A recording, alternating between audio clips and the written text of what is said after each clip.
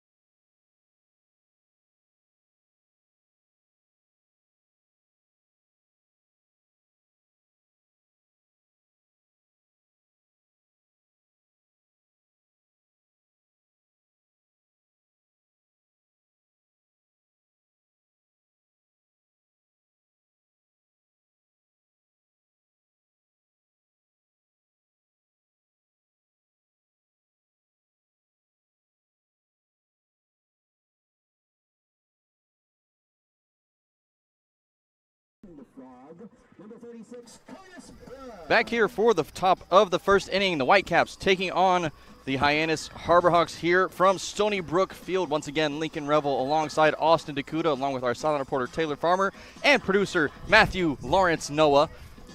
We're just a few moments from first pitch here, as we're going to get with the starting lineup for the Hyannis Harborhawks. Austin, what does that lineup look like? Well, it has Clark Elliott batting leadoff and playing right field today as he makes his second consecutive start. Caden Rose in the 2-hole. Then it's Marcos Pujols today in the 3-hole and designated hitter. Batting cleanup is Dylan Post, the catcher. Batting 5, Kyle Ball, the shortstop. Batting 6, Zane Harris, the DH. Batting 7, Dom Johnson, the left fielder. Batting 8, Mason Greer, the third baseman. And batting 9, Mariano Ricciardi, the second baseman, with Andrew Baker on the hill. A very talented lineup, and we'll see Baker in that bottom half of the first inning. He struggled a little bit in his last outing, but we're looking for some redemption from him tonight. On the mound for the Brewster Whitecaps, that's going to be Teddy McGraw, as he comes to us from Wake Forest University at 6'2", 205 pounds.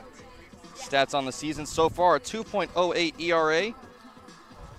He struck out 10 so far on the season.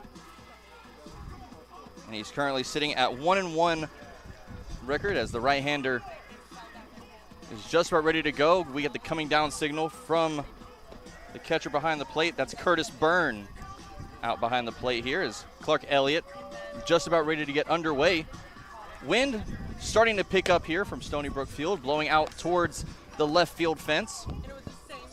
Yeah, it's blowing out a good bit, too, and could be a good sign for guys who like to hit the ball in the air. You know, Marcos Pujols hits the ball in the air quite often. Zane Harris as well. They hit the ball pretty hard, so if they can get one up in the wind stream, could be in business. We're just about ready to get underway here as Clark Elliott is ready to step into his batting box. He'll be in the left-handed box to start us off here tonight. And Austin, we see a familiar face as the home plate umpire tonight. Our good friend Sparky Burns behind the plate. Excited to have him back there. We've seen him be very vocal from both corner umpire spots, and now we get the chance to see just how vocal he can be from behind the plate. As the first pitch from McGraw comes in, a big swing and a miss there from Elliott. Brings the count to 0-1, and we are underway here from Stony Brook Field. We saw Elliott make his debut the other night at home. That was on Monday night. He went hitless in that ball game, unfortunately, for Hyannis, but he made some good contact in that game. As you mentioned, Elliott ended 0 for 5 with 3 strikeouts and 2 groundouts, 1 out to second and 1 to short. So he lined up the pitches pretty well. He was able to time them pretty well, hit both respectively up the middle. As the count now goes to 0-2. McGraw from the right-handed side comes home. That one's chopped and lands just in front of our little broadcast table here. Just a reminder, tonight's game is going to be audio only, as are all away games on the Harborhawks Baseball Network. And we'll be back on the live stream actually tomorrow night, I believe. As the count remains 0-2. McGraw, the Demon Deacon, misses outside, brings the count now to 1 ball and 2 strikes. Good take there by Elliott. He's a patient hitter as well. We saw him be a little bit aggressive in his first at-bat, but he doesn't swing at pitches outside the zone very often. Elliott ended with a .270 average in the season at Michigan. As he fouls that one off, keeps the count now at 1-2. A good battle coming from him.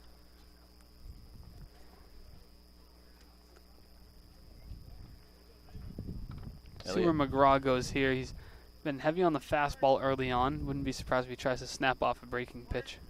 Elliott ended up with 41 hits in 152 at-bats for that .270 average, as he chops that one foul down the first base line. And we'll once again come back to 2-2. A hot, bright day here from Brewster at 88 degrees. Wind out of the south-southwest at 9 miles an hour and 61% humidity. Although it's 88, the heat index currently sits at 93. It's pretty warm out. Here's the 1-2. That's a long drive out towards right field, and that's going to be Carter settling under it for out number 1. He didn't have to move a whole lot as he just shifted a little bit over to his right, and that is out number 1 as Elliott goes down with that F9. Yeah, he hit the ball well. He jumped on and it took off the bat relatively quickly. The ballpark is pretty deep here. In Brewster's, it's 315 to the left field line, 375 to the left center gap, 395 to dead center, 380 to right center, and 321 down the right field line. So it's a longer ballpark, a bigger ballpark to the gaps. The corners aren't too deep, but you're going to have to really get behind one to hit one out. Caden Rose sets down to bunt, but he ends up pulling it back, brings the count at 1-0 as that one misses a bit low. Rose started at shortstop in Monday night's game against Chatham, that is, as he's in center field once again for tonight. He's been an on-base machine this year for the Harbor Hawks. He's one of the most consistent players on the team. His on-base percentage, .396, nearly at .400. He's seemingly on base every game. In Monday night's game, he reached base 3 times, 2 walks, a single, and he struck out twice as well. Both of those strikeouts were looking.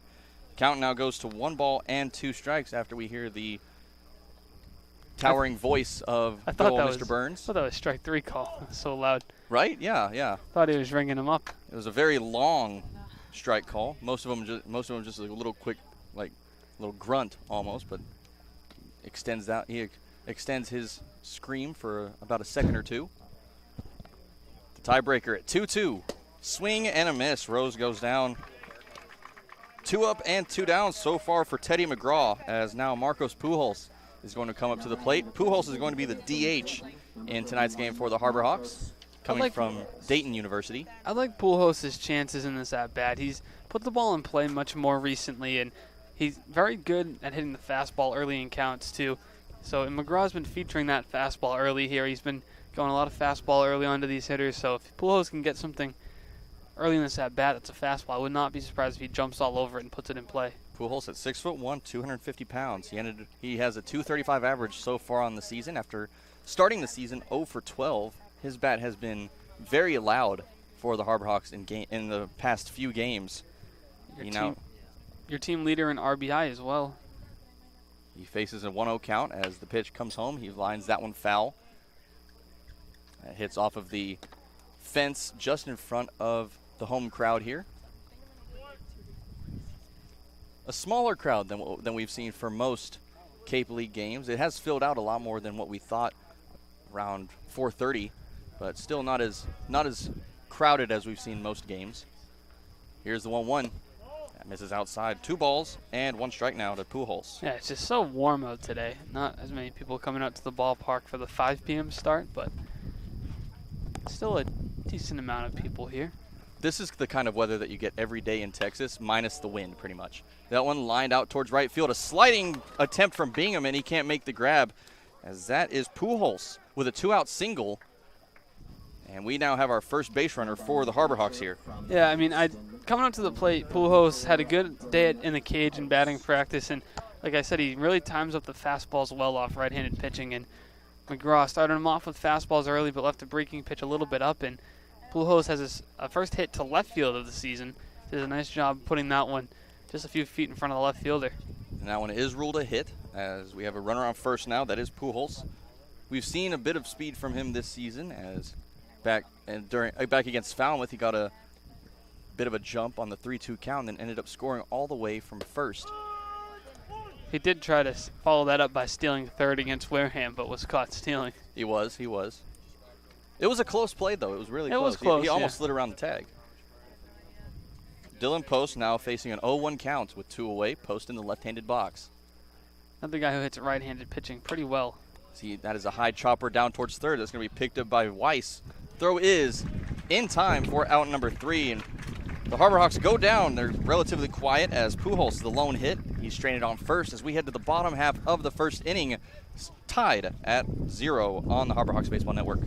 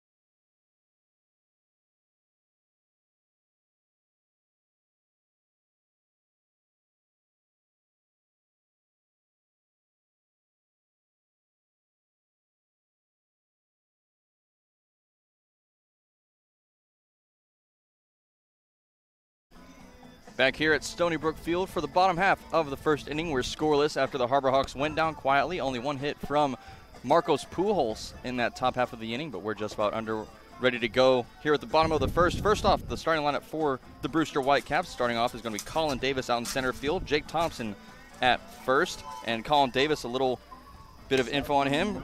The highest batting average on the team for the Whitecaps, batting at .395, an electric bat from him so far this season. He's in the number 1 hole spot. Jake Thompson, again, the first baseman in the 2 hole. Followed by Zach Neto, the shortstop. Sean Gusenberg, the DH in the cleanup spot, followed by Alex Freeland, the second baseman. Mac Bingham in the 5 hole. He'll be playing in left field, followed by Dylan Carter, the right fielder. Curtis Byrne, the catcher, who is in the 8 hole here, as Cooper Weiss will be bringing up the rear. The third baseman will be in the 9 hole tonight for the Whitecaps.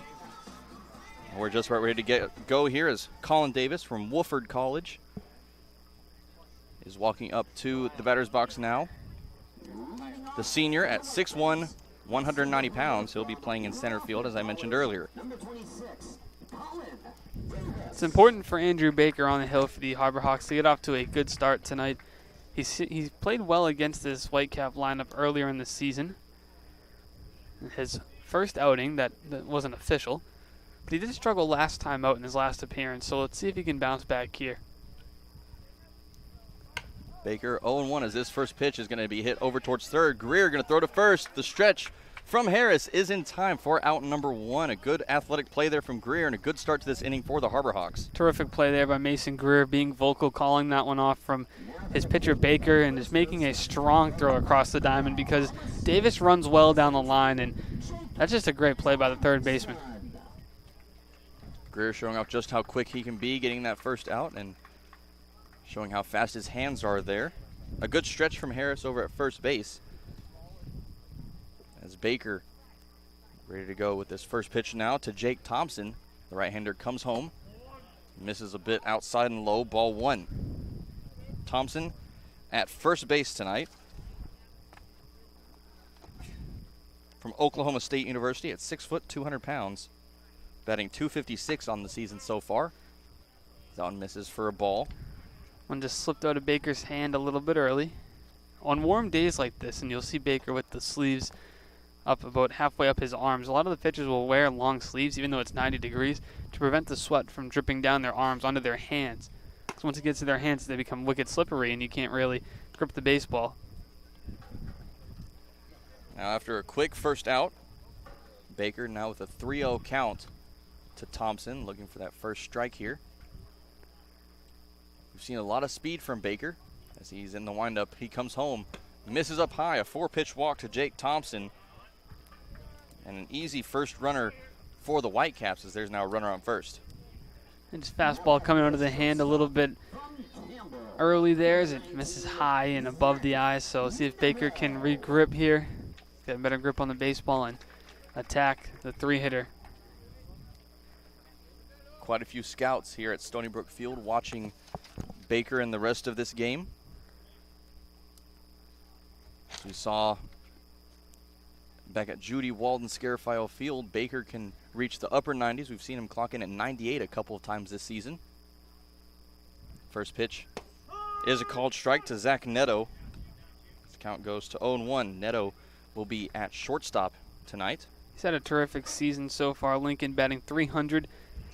1 homer, 5 RBI. That's why he's in the 3-hole tonight. One of the most consistent hitters in this Whitecap lineup.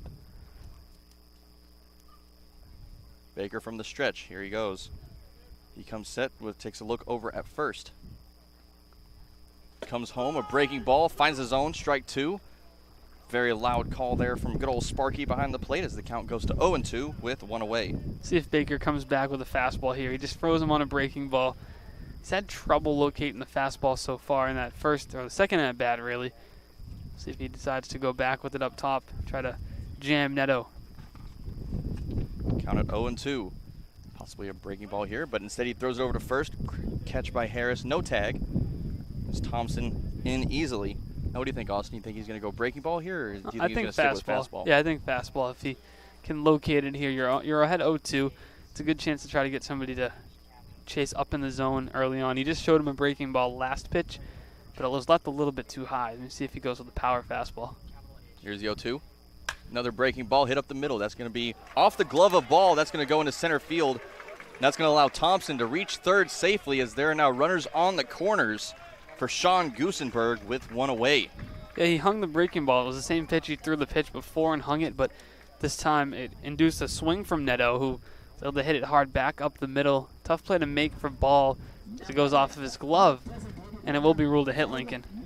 Almost an inning-ending double play. Would have been a great play from Ball, but on the slide it ends up going just off the tip of his glove. It is ruled a hit, as Austin mentioned. So now runners on first and third for Sean Gusenberg, as the PA announcer said here. Gusenberg, the DH, in the right-handed box. Baker kicks and comes home. That one misses high. Ball one. Yeah, Zach Neto's going to steal at some point during this at-bat. He's 4 for 5 on stolen bases. The runner on third, I would not be surprised if they try to grab another runner in scoring position here. Gusenberg from Northwestern, batting .276 on the season, 6'1", 190 pounds. Pitch from Baker. Swings at the high fastball, ends up tipping it, but Post makes the grab and brings the count now to 1-1 with one away. That's a good spot for the fastball, just above the letters. Tough to get that barrel out in front on it. Can really jam the right-handed hitters. Watch Neto over there. He's getting a solid jump. I'll not be surprised if he goes. Neto getting antsy over at first. The 1-1. Breaking ball, swing and a miss there. As Gusenberg chased at that one, and he didn't even come close to coming in contact with that, as that hit well in front of home plate. Yeah, that bounced in front of the batter's boxes where the white lines extend about a foot or two in front of home. It can be an enticing pitch. It had some good movement to it. Very, very tempting pitch there from Gusenberg, but brings the count to 1-2. Baker comes set. Runners now 2 in scoring position as Neto extended over to second as that ball got a little bit in front of Post. That breaking ball barely missing the zone, evens the count at 2-2. And the breaking ball missed outside, but Lincoln, if that's in the strike zone, that's still coming across at the belt. It's been a dangerous pitch at this point. He's had a little bit of trouble getting it low in the zone.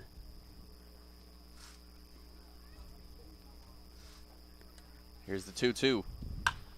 That's lofted out towards center field. That's going to be Rose hustling underneath it. He's going to make the grab. Runner goes from third. The throw home. My goodness, what a throw coming in from Rose.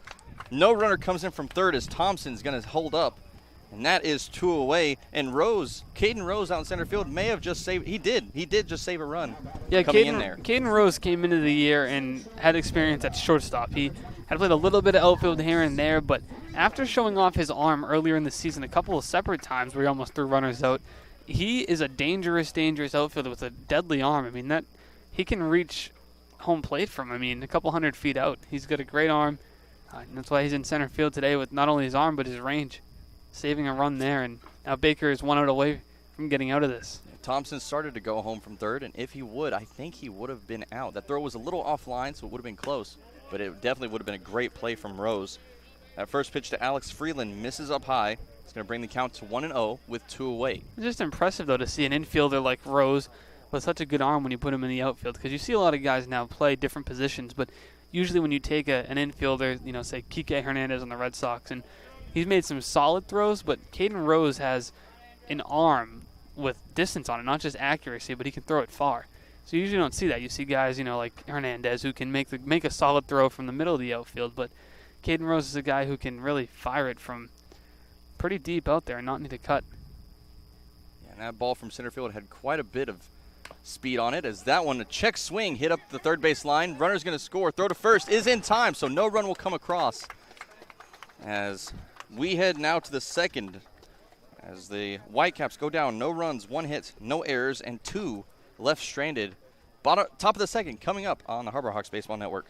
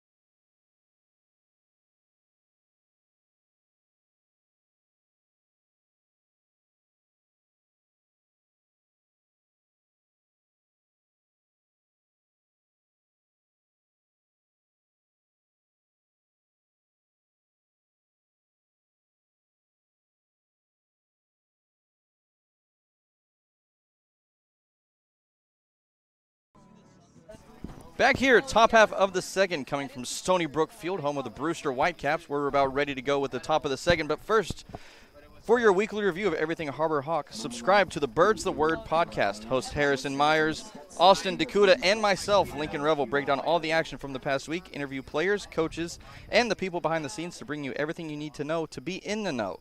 New episodes drop every Friday, so make sure to subscribe on your favorite podcasting app today.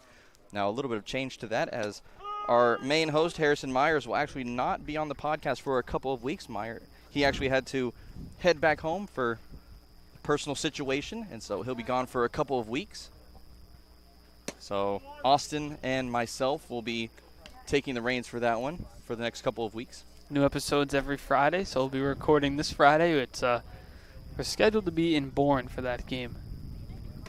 Our first road recording. It'll be interesting. We were supposed to do one in YD, a road recording, but that one ended up getting rained out. Didn't even attempt to do that as we didn't want to get the equipment dirty. And Friday could get rained out as well, with the weather looking a little bit rougher the second half of this week. Let's really hope not. I just got a notification about a tropical storm warning for at least Barnstable County. Yeah, that's it. That's until tomorrow, actually really tonight at 1 a.m. So hopefully that's all we'll see. Count now goes to 3 balls and 1 strike. Kyle Ball at the plate in the right-handed box. That's inside. He reaches on a walk to start us off here in the top of the second. Good job by Kyle Ball. He's a patient hitter. Knows how to work the count. He draws his 9th walk of the season. It's important to get the leadoff man on here, as the Harbor Hawks want to start early in this ball game, get ahead early. They don't want to be trailing again, because we've seen that, Lincoln, the last couple of weeks is they've been getting behind in ball games early and haven't really held a lead early on. Yeah, as I mentioned back in pregame, we actually faced the Whitecaps earlier on this season. One of the first games of the season from Judy Walden Scarafile Field. That one didn't last long, as rain started near the second inning, as this one's ripped down to third. That's going to be picked up by Weiss. Throw to second for 1 is in time, and the first is also in time. A 5-4-3 double play, as both runners will leave base, and Dom Johnson will now be up with 2 away. Yeah, Harris hit the ball hard, just right at Weiss over at third, and he did a good job of getting back to his feet and making a strong throw, and showing you the quick hands on the middle infield with Freeland making the turn. So the Harbor Hawks go from the leadoff man on to 1 pitch later, 2 outs. Weiss with a couple of good plays so far today. 1 to end the first, and a 2 for 1 here in the second. Dom Johnson now at the plate. He's going to be in left field for the Harbor Hawks tonight as he watches strike 1 go by. And Johnson scored the lone run in Monday night's game, as he got on with a single in the 9th and stole 2 bases. Came home on the throw down to third on his second stolen base. So he's got speed if he can get on. Johnson with a 154 average on the season. Formerly from Oklahoma State. He'll be transferring up to Kansas State later on, as the 0-2 is fouled off. Count now goes to 0-2, 2 away, and nobody on. Kyle Ball, his day on base, for that time at least, ended after that 5-4-3 double play just a few moments ago. For those of y'all just joining us here, Lincoln Revill and Austin DeCouta on the call here from Stony Brook Field. As this pitch comes in, a swing and a miss, strike 3.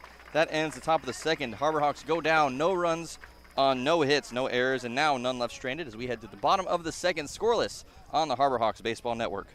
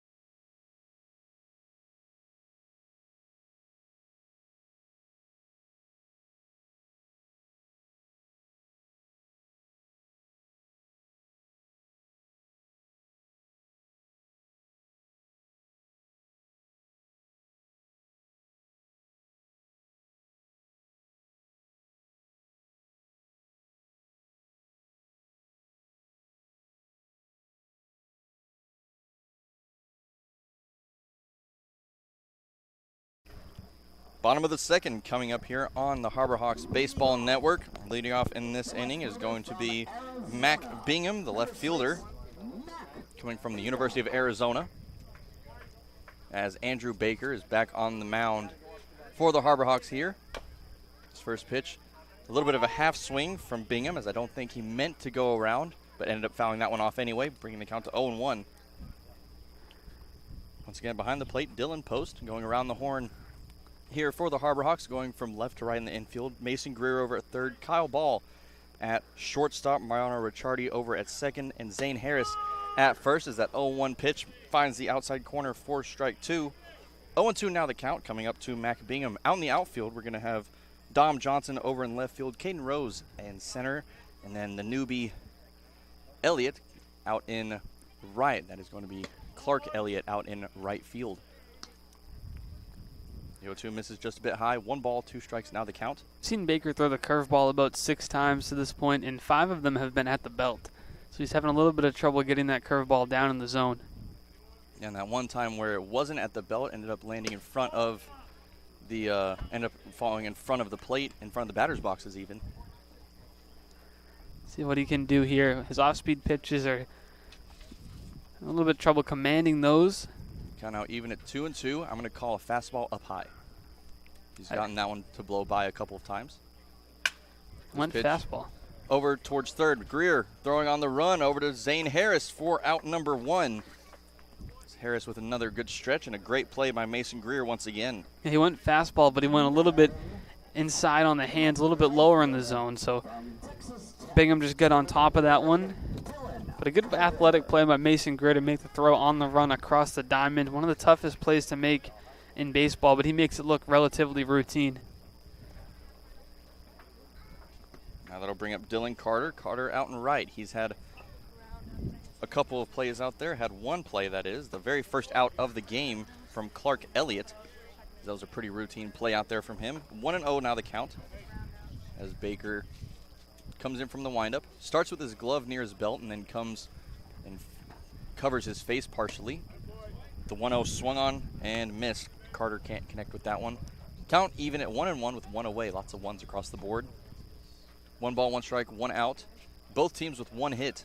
No runs and no errors on both sides. 1-1 misses a bit low. 2 balls and 1 strike now the count. The Harbor Hawks coming in with their blue jerseys, blue hats with the orange bill, and the Harbor Hawk face logo on the front of the hat. Blue jerseys with the orange lettering and numbering, and then the white outlines, and then pinstripe pants. The Whitecaps, on the other hand, with their mostly white jerseys, I'll say, as their white jerseys with that black lettering and numbering with the seafoam outline, and then the sleeves also in seafoam. As that 3-1 pitch misses for ball 4. Carter is going to reach on a walk with 1 away. And I have to say, those Whitecaps uniforms don't look bad at all. I actually like the look of them. Yeah. They look similar to the Tampa Bay Rays old uniforms a little bit, back when they were the Devil Rays. Yeah. The coloring's similar with the navy lettering and the navy outline with the, as you said, you called it seafoam. Is that greenish color? I wasn't sure. I like that. I wasn't sure if it was like a, it's a green. It looked kind of turquoise, but I think it's a green. Yeah, the seafoam. It's a good way to describe it. That's what it looks like. I mean, they are the Whitecaps, so. Yeah. Thank you for clarifying. Navy, not black. It looks similar, but yeah. Hard to distinguish, but yeah, it is navy. 0-1 the count. Baker from the stretch. Runner on first. Throw over to first. There's no tag from Harris as Carter is in fairly easily. Curtis Byrne now at the plate. Byrne is behind the dish for the Whitecaps tonight. As he steps into the right-handed box, he has that leg guard on his front foot, that left foot. Has the pants up above his knees.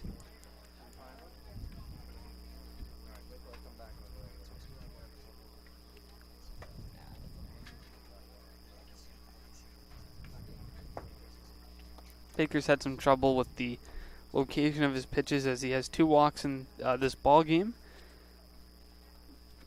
See if he can find the strike zone here. That one off the hand, but it's fouled off. As Byrne ends up walking that one off a little bit. Looked like it got him right on the finger. A little bit of a half swing there. He didn't mean to go around, but ended up going off his finger, and he immediately let go of that bat as he's now going to be checked out by one of the Whitecaps trainers. Yeah, it hit the bat. You heard the noise of the wood. But it probably hit his hand too.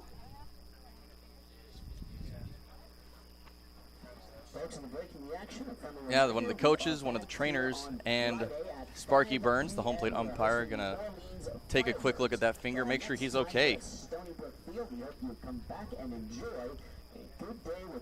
And a pitch, especially one of Baker's fastballs at the high 90s, if it finds your hand, yeah, that could result in definitely a couple of broken bones, definitely a bruise at least. And it looks like he's okay as he slips that batting glove back on.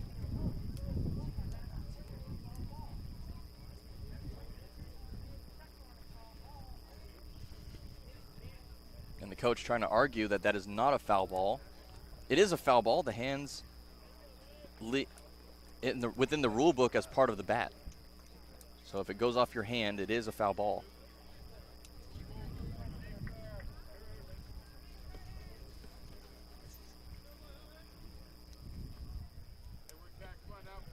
Now Byrne has his sign. He steps back into the box. Baker coming in from the stretch. He comes set. Post ready for the pitch. Here he comes, the 1-2. Breaking ball on the outside. Called strike 3. Byrne goes down looking, as that is out number 2. That's going to bring Cooper Weiss, the 9-hole. It's a good pitch there by Baker. You saw him jam or attempt to jam Byrne on the hands with the fastball, mixing in the breaking ball. He's really starting to get that pitch down a bit. That's the key in this game, is not leaving that one above the belt. Yeah, that one seemed to be near the knee, about probably midway down the thigh. So lower than we've seen most of his breaking balls. So 2 away. That first one sails over post as that tips his glove. And that's going to enable Carter to scamper on over to second. As there's another runner in scoring position now for the Whitecaps. They've had 2 in scoring positions so far tonight. It's a tough pitch to catch for Post. He was setting up down, but he had to jump all the way up to his feet to try to glove that fastball. It's almost impossible to hang on to. Yeah, Baker within the last couple of starts, we've seen a lot of speed, but not a little bit of trouble controlling it, as that one goes off the glove of Post as well. Yeah, his curveball has been up almost every time he threw him. You saw that there again. It just, Post is set up in one spot, and he's had to move the glove across the zone to try to glove it.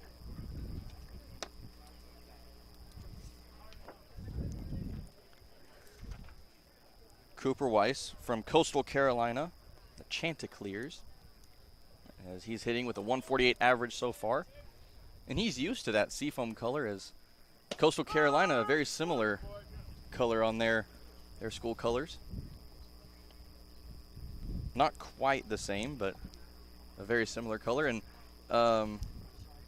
one thing you've also seen from them is trademark football field, that teal, that I guess it's sort of a teal color almost, their football field.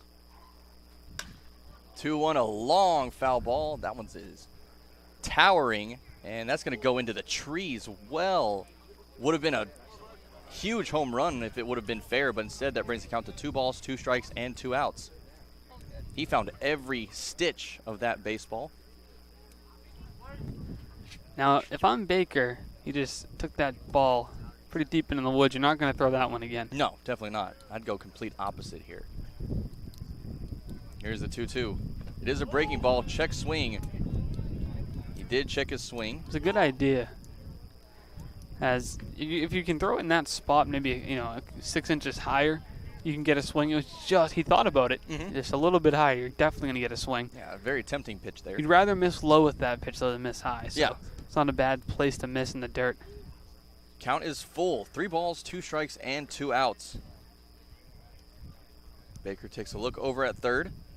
And the payoff. Up high. That is ball 4. Weiss now reaches. That is the 3rd walk of the night now for Baker. as that brings runners to the corners with 2 away. That's going to bring the top of the lineup. Colin Davis back up to the plate. Davis 0 for 1. He had a ground out over to Mason Greer at third back in the first. Greer with a couple of athletic plays so far tonight. We'll see if he can make another one here. You have to be very careful with Colin Davis at the plate. He's one of the best hitters in this lineup, and in 2021 at Walford, he had 11 homers, batted .351 with a .434 on-base percentage. So in college, he was one of the best hitters in the nation, and he's been one of the best this summer in the Cape as well. Yeah, Davis, as I mentioned, with a .395 average, 2 home runs for the Whitecaps so far this season, 8 RBIs in total, and 17 hits out of 43 at-bats. So he's found base quite a bit. His on-base percentage is, he literally gets on base half the time with a .500 on-base percentage. Here's the 1-0 from Baker. That's up high. 2-0 now the count. Baker's, he's been hitting that spot way up high for quite a few times this game so far. That's going to prompt a mound visit from Coach Korn. Yeah, his righty having some trouble locating his pitches. The fastball he's missed up on a lot of times in this game, up and in. And maybe there's something talking about release point here, figuring out a spot where he can kind of get his release down. Right now, you don't want to take out Baker right now. I don't think, I'd be kind of iffy to let him go the 3 innings, but you definitely don't want to take him out now. With 2 away, let him finish the inning. We do have some action out in the Harbor Hawks lineup, I think. Or in the bullpen, that is. And the mound visit from Coach Korn is going to end as Dylan Post is going to head back to his spot behind the plate. 2 balls and no strikes to count. The runners on first and third. That is Carter now over at third. Cooper Weiss over at first. Got to find the zone here. 2-0. Can't just fire one down the middle either. Runner almost goes from first, as that one is a called strike. 2-1 the count. Weiss over at first he took a few steps like he was going to run over to second, but ended up staying at first. Just a very quick secondary lead from him. 2 balls and 1 strike. Once again, we are scoreless here in the bottom of the second. No runs, 1 hit, and no errors for both teams. Here's the 2-1. Runner goes. Ball misses up high. Throw from Post. That sails almost over the head of Ricciardi over at second, but instead he able to pick that one out of the air with his glove. It's not in time. Runner's now on second and third once again. Mariano Ricciardi showing off just how athletic he is, being able to leap a couple feet in the air to save that ball from sailing into center field. Could have been a run home if he doesn't glove that. Yeah, we saw a leaping play. Saw a couple leaping plays from him so far this season.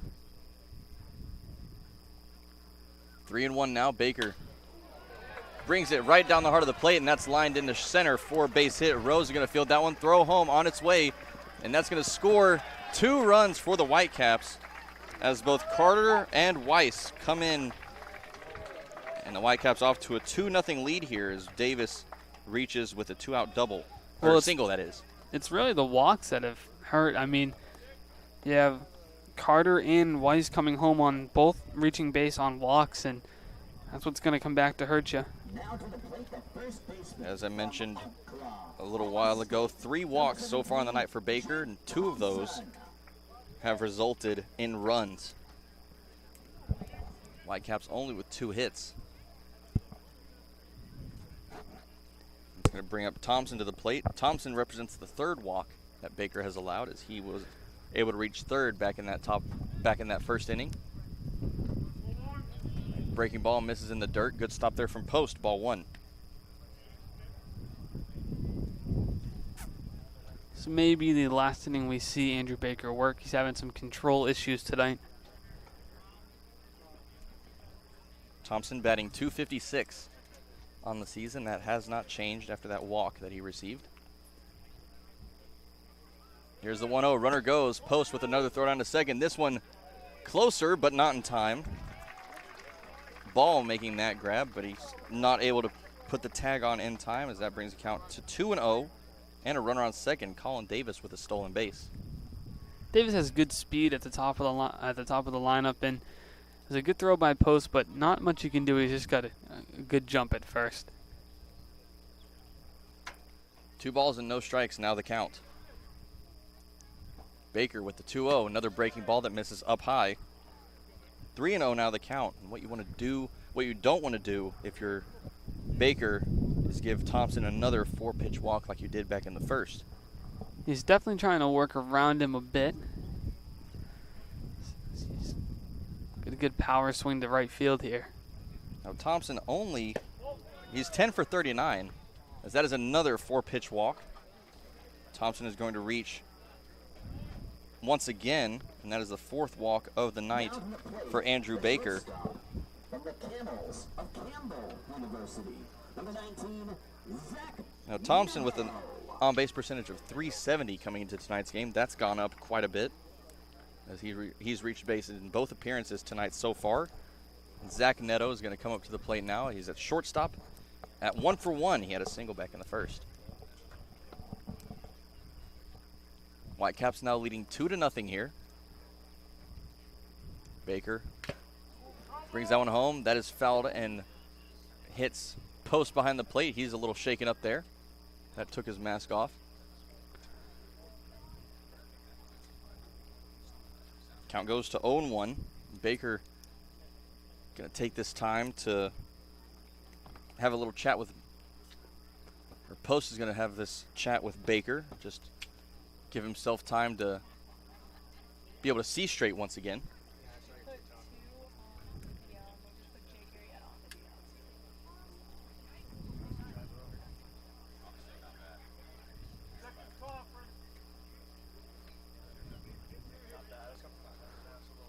And we're ready to get back to action here. Count at 0-1, 2 away to Zach Neto.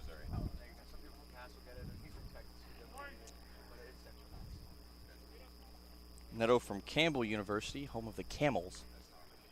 As the 0-1, breaking ball in the dirt. Neto able to hold back as that evens the count to 1-1.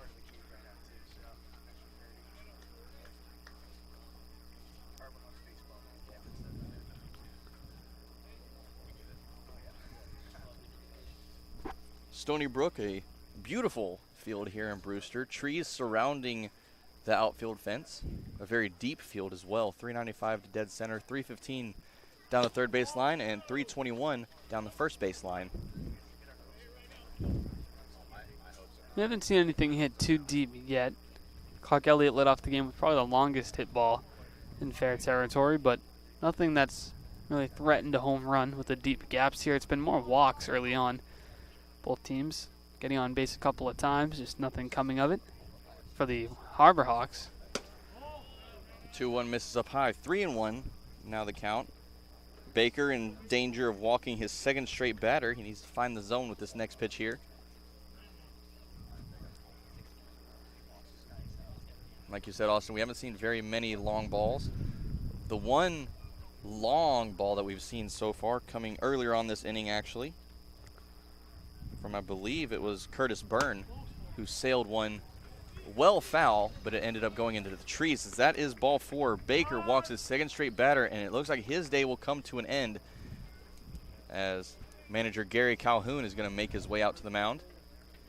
And that will do it. We are going to have a pitching change, so we're going to take a little break. We'll be right back. 2 away in the bottom of the second on the Harbor Hawks Baseball Network.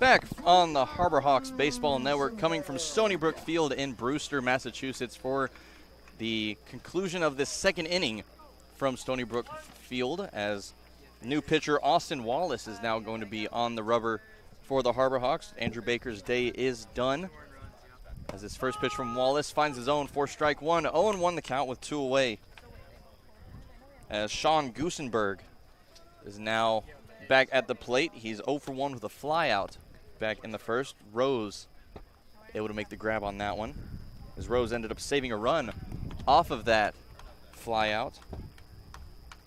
Saw the arm from him, as the count now moves to 0-2.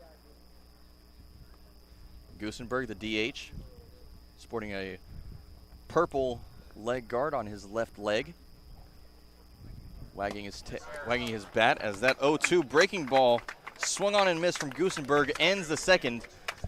The Whitecaps add 2 runs and extend their lead to 2-0 after 2, but we'll be right back. Third inning on the way on the Harbor Hawks Baseball Network.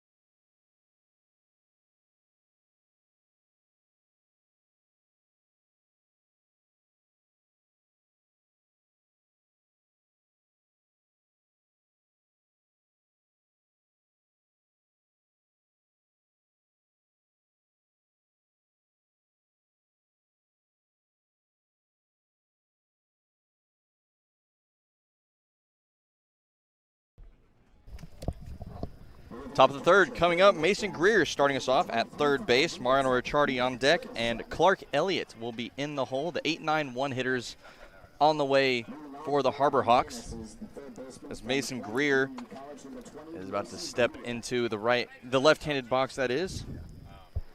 Yeah. Formerly of McLean Community College, now transferring to Missouri State.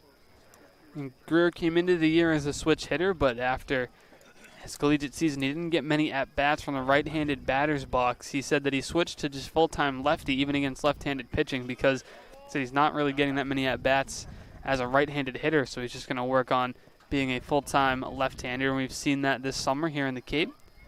Greer just taking his at-bats from the left-handed side. Greer actually started his collegiate career at the University of Auburn before transferring to McLennan, and now transferring once again to Missouri State as he watches that one go by. Count now moves to 0-2 to the lefty.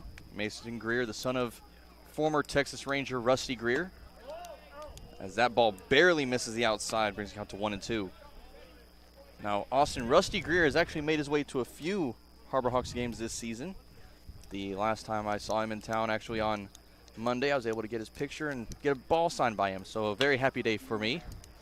This one lined down the third base line. That's going to fall just foul, so that's going to keep the count at 1-2. Just a bit late on it, but better swing there by Greer. See what he can do on 1-2.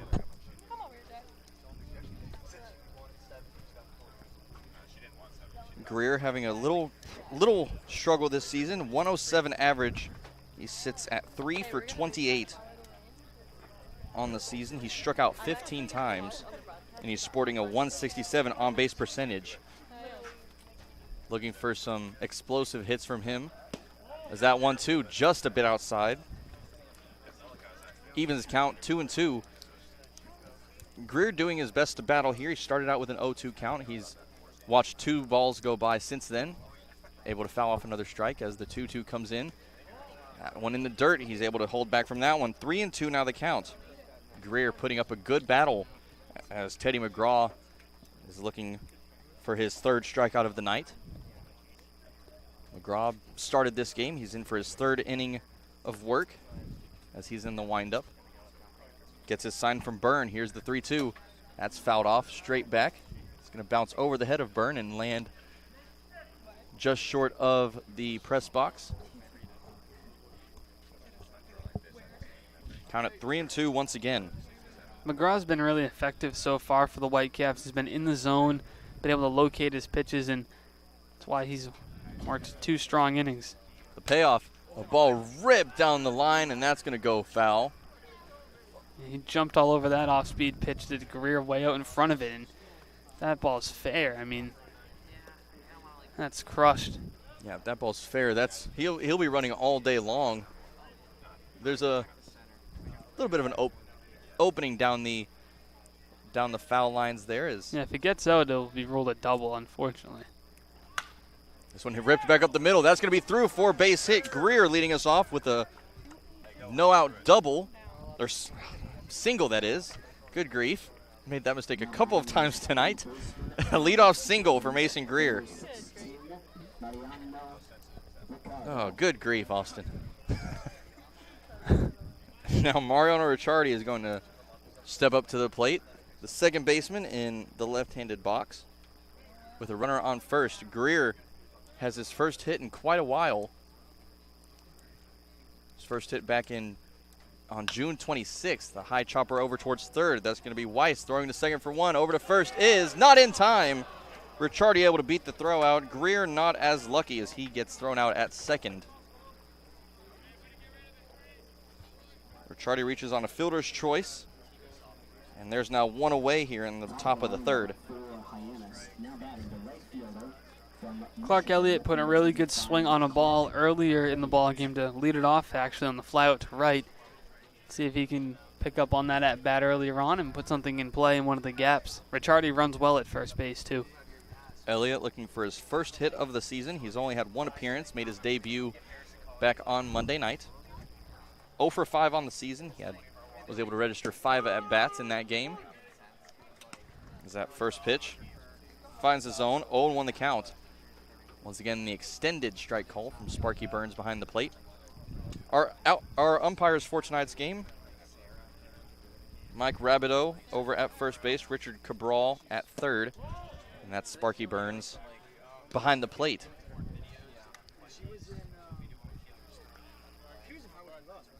Count moves to 1-1, one away, runner on first. This is Clark Elliott currently at the plate. Caden Rose on deck. That's McGraw. Comes set, he lifts and delivers. That one's fouled off, bringing the count to 1-2.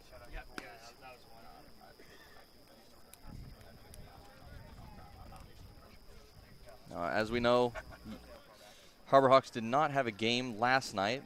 A little bit of an unusual week, as yesterday was our off day. We actually have a game tomorrow. One of 2 games that are occurring tomorrow. There's that one. Misses low. Runner goes to second, and he got him. The throw from Byrne in plenty of time as Ricciardi is caught trying to steal second. And the base is empty once again. Yeah, not sure if he was trying to delay steal there. I didn't see him go initially, but his Ricciardi slide came up about 3 feet short. A great throw nonetheless from Byrne behind the plate. 2-2 now the count to Elliott. Pitch comes in. He checked his swing. Did he go? No, he did not, says umpire Richard Cabral down at third base. That brings the count full, 3-2.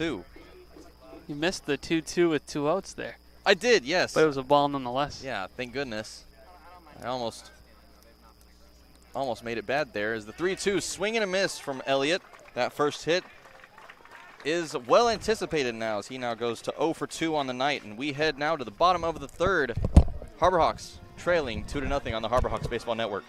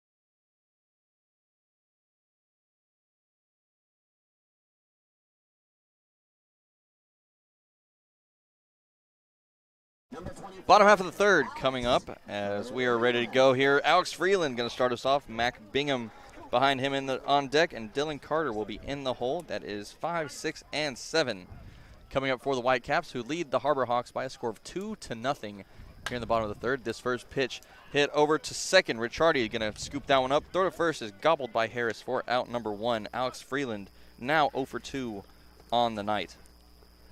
Good first pitch there by Wallace as he gets Freeland to swing at it and make relatively weak contact to the right side. Ricciardi's been a solid glove all season long for Hyannis at second base and makes another routine play there for out number 1. Yeah, Ricciardi, a very routine play for him. Didn't have to move at all. Just bend down, scoop that one up, make an easy throw over to Harris at first. And now with one away, Austin Wallace back on the mound. This one's going to be hit over to short. A diving stop there from Ball. Throw to first, not in time. A beautiful play there from Ball, but he just couldn't get the throw off in time as he was well in that gap between second and third. Yeah, you could not ask for better effort there from Kyle Ball on the play. I mean, full extension, stopping it from getting to the outfield, and probably would have been safe. So Bingham reaches for the first time tonight. Now at 1 for 2 as Dylan Carter is going to step up. Carter sporting the Navy number 29, the Navy lettering and numbering with that seafoam green outline. The American flag above the numbers. Oh, that call from Sparky Burns brings the count to 0-1 with one away. That was a little bit low, I think. It was just Got a little bit. An yeah. uproar from the Whitecap dugout. Back-to-back breaking balls. That one finds the zone as well. 0-2 the count. Yeah, the moans and groans and disagreement coming from the Whitecaps dugout. Definitely understandable. That one coming in low, but hey, a strike is a strike is a strike on the Harbor Hawks side. The 0-2. And they're going to say that hits Byrne. Looks like the fastball just came in a little bit inside and clipped him on the jersey. No disagreement from Austin Wallace on the mound or Dylan Post, the catcher. So, unfortunately for Wallace, it puts runners on first and second with one away. So he's going to have to try to pitch around this. He can't afford the lead to grow any further than 2 at this point in the ballgame, still early on. And that was Dylan Carter, actually, who got hit with that pitch. And Curtis Byrne is going to come to the plate now, who's 0 for 1 with a strikeout. He went down looking. The lone strikeout for Baker back in the second, as he's going to loft that one. And that's going to be a fair ball down the first base line. 2 runs are going to come in, as that's going to be Bingham coming in, followed by Carter and Curtis Byrne with a 1-out double and 2 RBIs. And the Whitecaps now double their lead to 4-0 here in the bottom of the third. Well, it shows how quickly things can turn around here in the inning. It's the first pitch of the inning grounded out. The next pitch of the inning, a single. He then gets ahead 0-2 on Carter and then hits him with a fastball. One pitch later, Byrne doubles down the line to bring home 2. And they're jumping on the first pitch of these at-bats, Lincoln, so Wallace becoming a little bit predictable on the hill, it seems. A lot of aggression from the Whitecaps. Is a lot of first pitch swings. That one, however, not a first pitch swing. Weiss watching that one go low, 1-0 the count. And the Whitecaps, who in 4 innings only scored 1 run against the Harbor Hawks back at Judy Walton Scarafile Field, now at 4-0 here in the bottom of the third. And Byrne goes ahead and steals third there. Post tried to throw down to third base, but that pitch ended up falling out of his glove. A called strike anyway, evens the count at 1-1. And Byrne, the catcher, stealing third base. You don't see that too often from a catcher. Good speed on the bases. Here's the 1-1. That one misses in the dirt. 2 balls and 1 strike the count.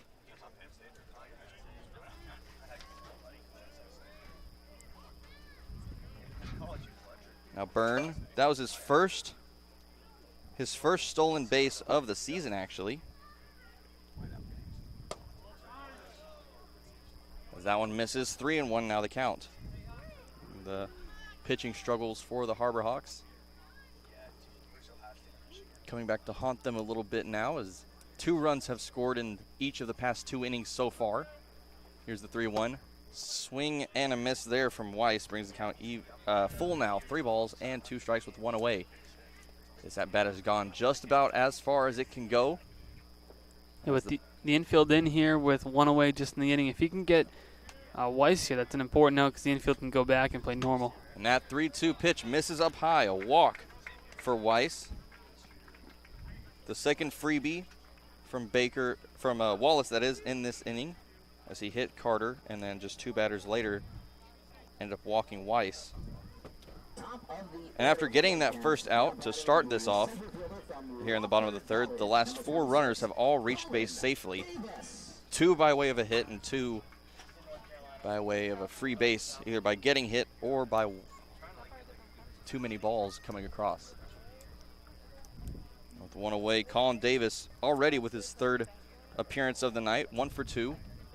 As that one goes by post, that bounces to the backstop, and that's going to score another run. Byrne comes in from 3rd, and the Whitecaps extend their lead now to 5-0.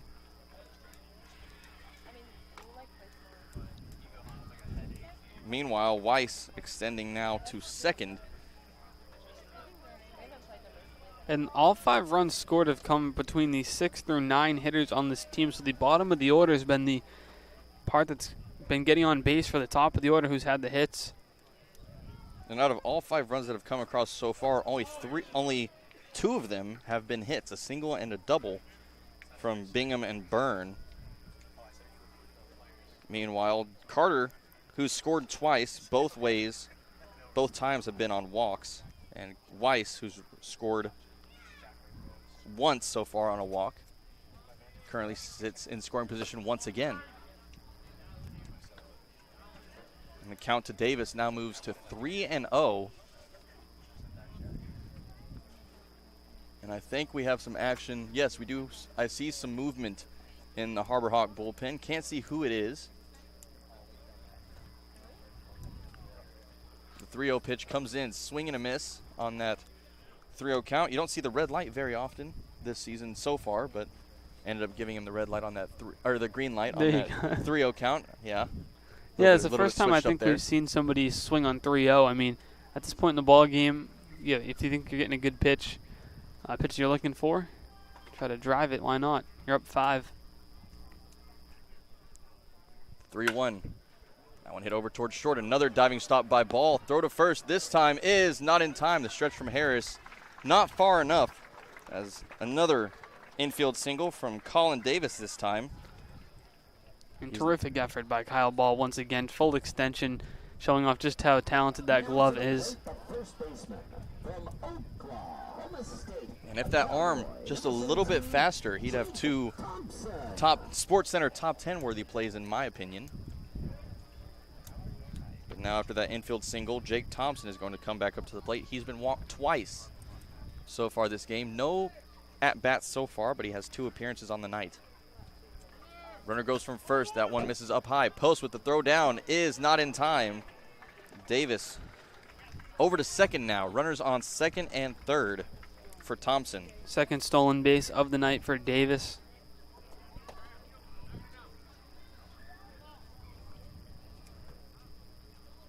And the Whitecaps just taking some vacations, extending to different bases at different times.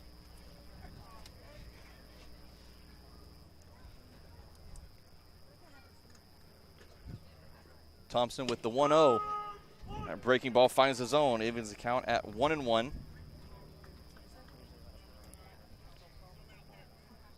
Already 3 runs home in the inning with guys on 2nd and 3rd and just 1 away. They're in danger of more coming home.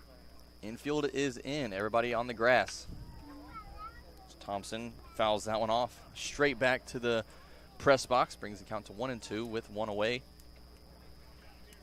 Whitecaps bat boy hustling, grabbing that foul ball and getting back to his spot behind the net. See if Wallace comes back with another breaking ball. He has a real good one. Here's the 1-2. It is a breaking ball, and that is lined towards the gap in right center field. That's going to drop 4 extra bases. 2 runs are going to come in, and Thompson is going to extend. He's going for the triple. The throw from Ricciardi is not in time. A bases clearing triple. 2 RBIs for Jake Thompson, and the Whitecaps now lead 7-0 after a 5-run 3rd inning, and still some room to grow with only 1 away here. that's going to prompt a mound visit from manager Gary Calhoun, and that's going to do it for Wallace. His day is done, as we'll have that new pitcher when we come back on the Harbor Hawks Baseball Network.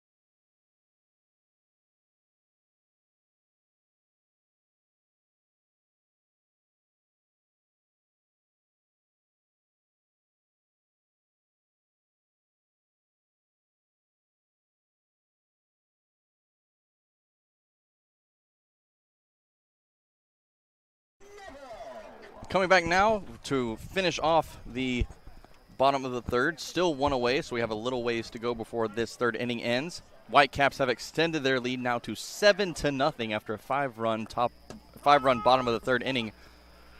Runner now on third as Thompson retreats back after that first called strike to Zach Neto. Neto with a hit on the night. He's reached base twice, 1 for 1 with a single and a walk.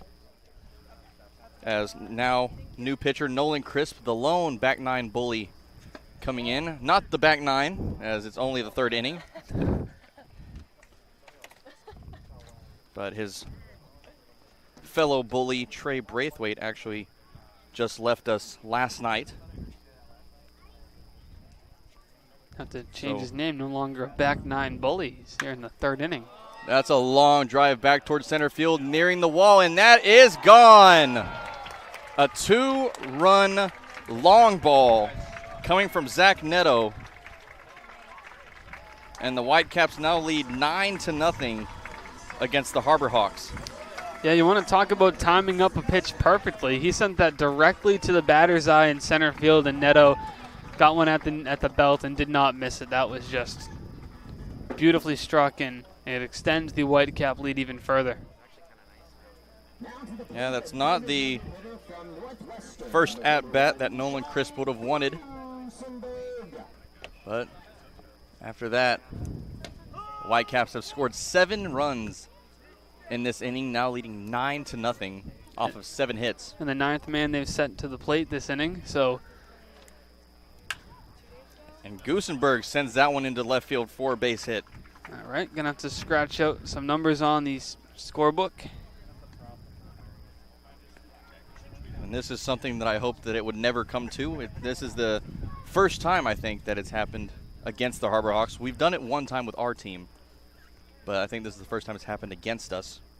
as Alex Freeland comes up for his second at-bat of the inning.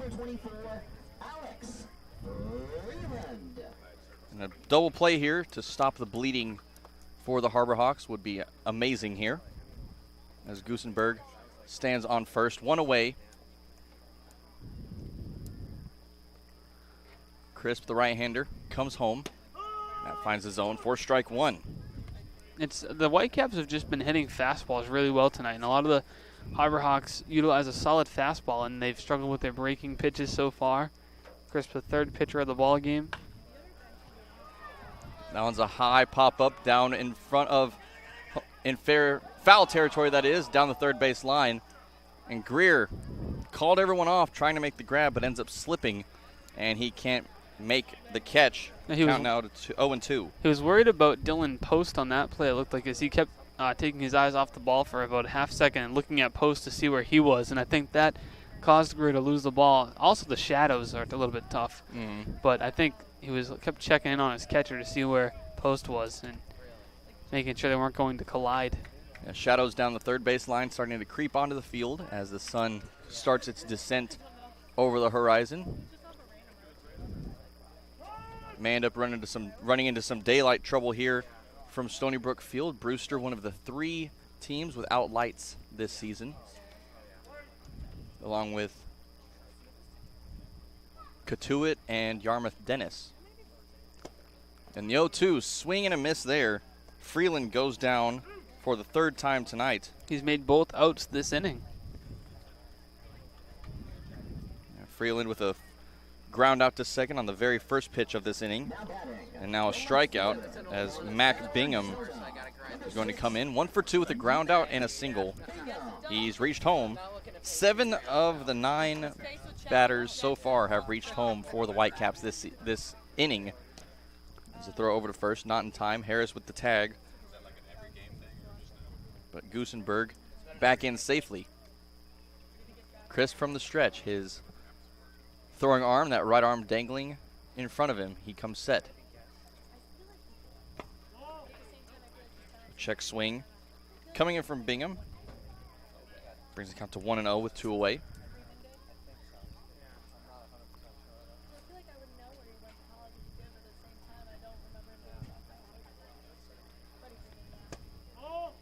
That one misses down low once again. 2-0 now the count. And the first longest shadow on the infield right now, touching the pitcher's mound. Crisp almost engulfed by shade as the 2-0 misses down low. 3 balls and no strikes now the count. Wonder if he has the green light here. We've already seen one swingins ball game on 3-0 by the Whitecaps. Would not be surprised if they take another cut here. Here's the 3-0. That one's down low as well. A 4-pitch walk for Crisp. Another 4-pitch walk for the Harbor Hawks. As that now brings runners to first and second for Dylan Carter. Keep in mind that there are no lights here at Stony Brook Field in Brewster, as it's 6:20 now. We are an hour and 20 minutes into the ball game, and we're still in the bottom of the third. So that one is a long drive out towards left field. That's going to drop for a base hit. Johnson going to throw that one in. That's going to score another run for the Whitecaps, extending their lead now to 10-0 here in the bottom of the third.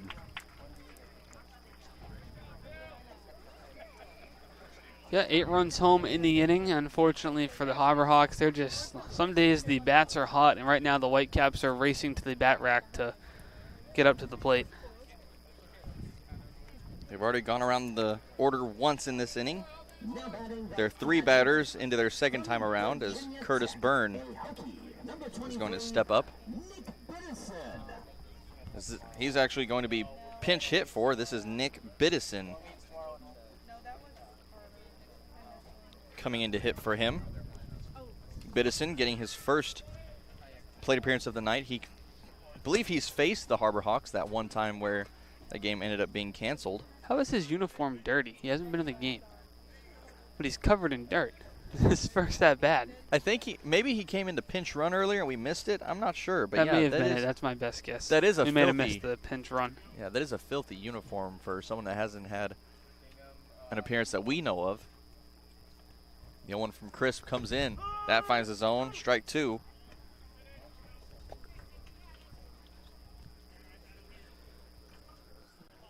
Biddison from Virginia Tech, batting 103 on the season.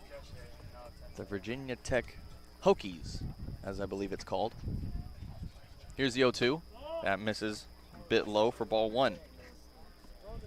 Curtis Byrne, who is having a decent day at the plate, getting pinch hit here by Biddison. Byrne ended 1 for 2. He struck out looking in the second and had a double earlier on in this inning. Drove home 2 runs. Here's the 1-2. That misses down low. 2 balls and 2 strikes now the count. Crisp looking for that final strike. That'll finally end this 3rd inning.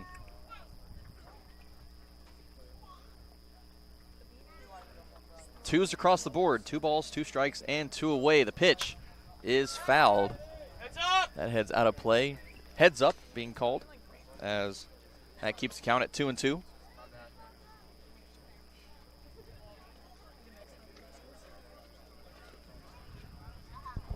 There's action now in the Whitecaps bullpen as well. A couple of Whitecaps getting loose out there. 2-2. Swing and a miss. The breaking ball.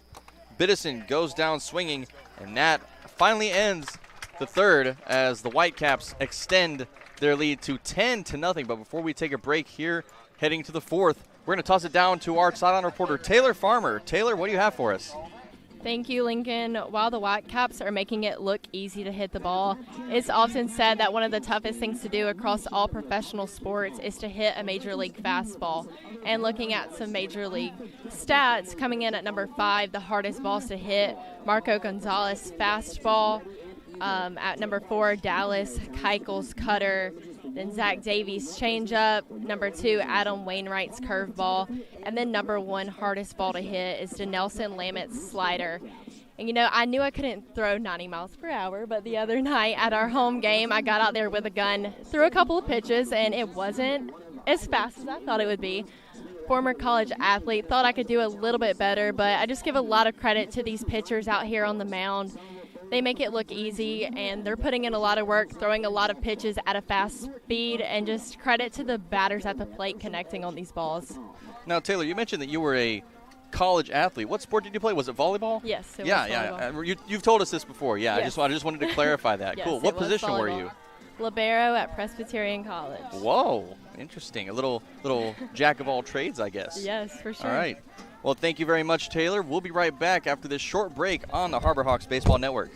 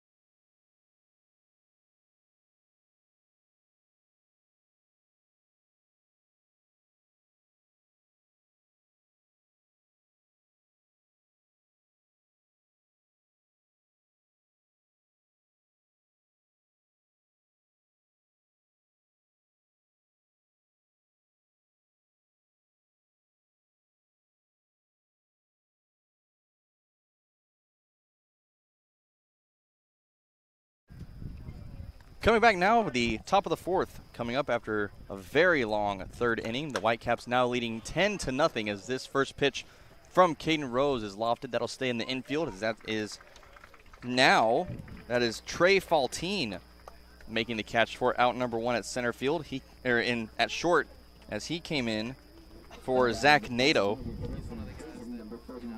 A lot of changes on the defensive side of things here for the Whitecaps, as it's still Freeland at second. You have Weiss over at third. Now, as you mentioned, Faltine at short, and Simpson at first on the infield, Lincoln. But a lot of new faces here as the Whitecaps jump out to that 10-0 lead.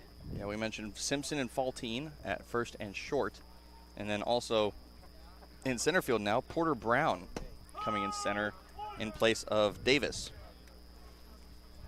Count evens out, 1 ball and 1 strike to Marcos Pujols. Pujols is 1 for 1. Has one of the 2 hits for the Harbor Hawks so far tonight. Teddy McGraw still on the mound. He was able to get a lot of rest in the dugout during that bottom of the third. Whitecaps went all the way around the order and then some, scoring those 8 runs on 7 hits. That pitch comes in, the 1-2, evens the count now, 2 balls and 2 strikes after that pitch misses a little low. Pujols, the Dayton Flyer, with guards on his front leg and front elbow, both at his right side. As he grounds this one over to short. That's going to be picked up by Faltine. Throw to first is in time. Trey Faltine responsible for both plays so far, as that's now 2 away for Dylan Post. Yeah, that's a nice welcome to the ball game. I'll hit the first 2 balls right at you. And Pujols' bat, I think, exploded a bit on that one. There's a couple pieces being carried away by the bat boy. He just got that one on the handle, where the handle moves towards being part of the barrel, kind of widens a bit. That's something else that I haven't seen a whole lot this season or ever. As Pujols went around, as he swung on his backswing, he actually slapped his back with the bat. Huh. I heard the bat collide with some flesh.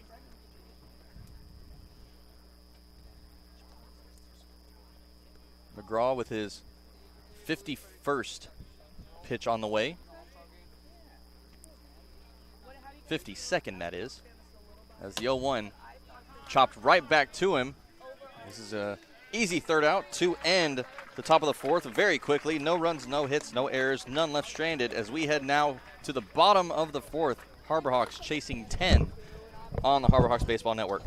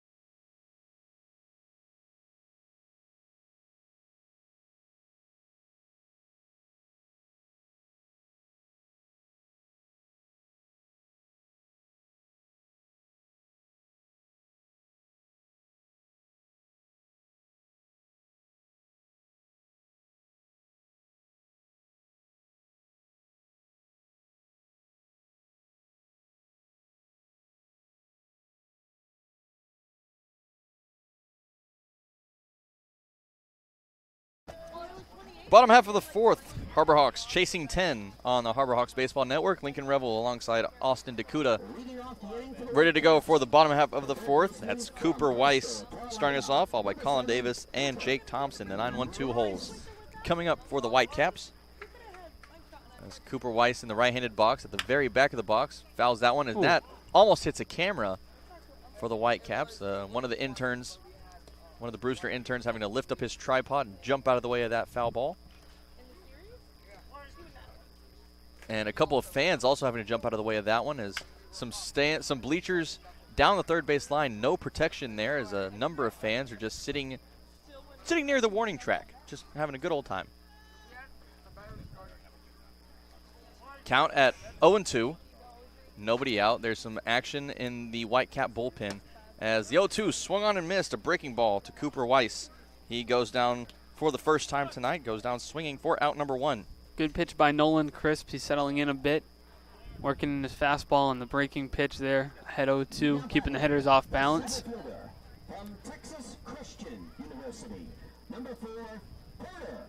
And this is going to bring, for his first time tonight, Porter Brown is going to come in place of Colin Davis. We saw Brown when the Whitecaps visited Hyannis just a few weeks ago. Although the stats from that game don't count, it was Brown who got the start. This first pitch is going to be hit over to second. A diving stop.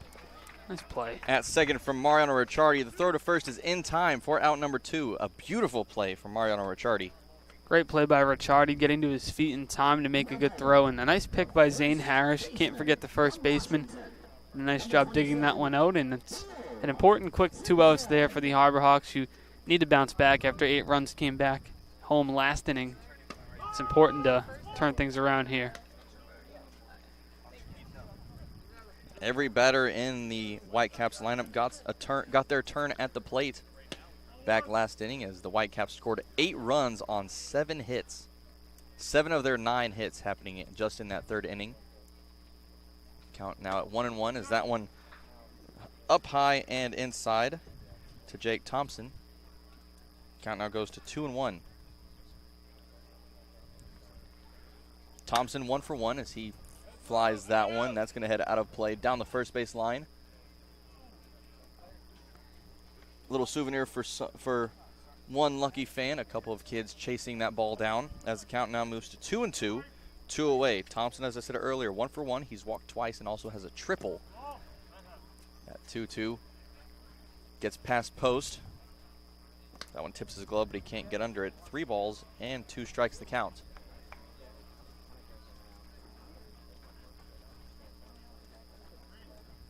Harbor Hawks bat boy showing some hustle there as he was able to sprint, grab that ball, and hustle back. That 3-2 goes off of the foot of Thompson and will stay at 3 balls and 2 strikes.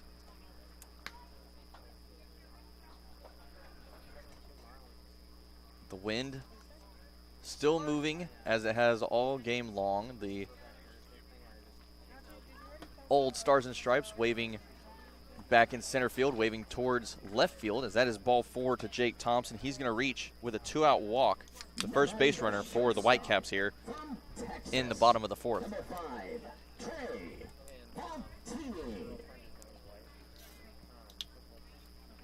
And now Trey Fontini is going to come in place of Zach Neto. Neto, who had himself a good day at the plate, 2 for 2 with a single and a home run. Trey Fontini from the University of Texas. Trey Faltine, that is, from the University of Texas.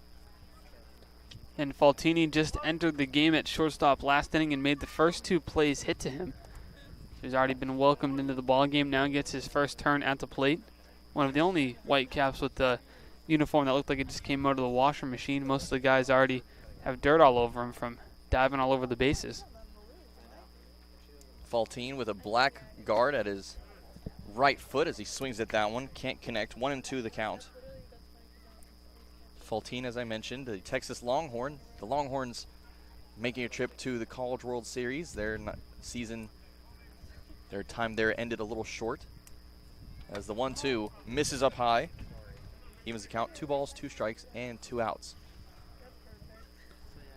See if Chris goes back to the breaking ball here. He just came up with a fastball up near the eyes. Change the eyesight here. Here's the 2-2.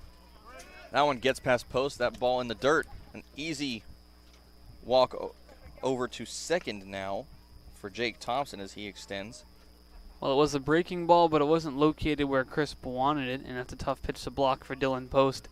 Puts another runner in scoring position for the Whitecaps. 3 balls, 2 strikes, and 2 outs. Crisp comes set, ready with this. He needs one more strike. Pitch comes in, lofted over towards right field. That's going to be Elliott settling under it for out number 3. 4th inning much quicker than the 3rd as we now head to the 5th. Harborhawks down 10-0 on the Harborhawks Baseball Network.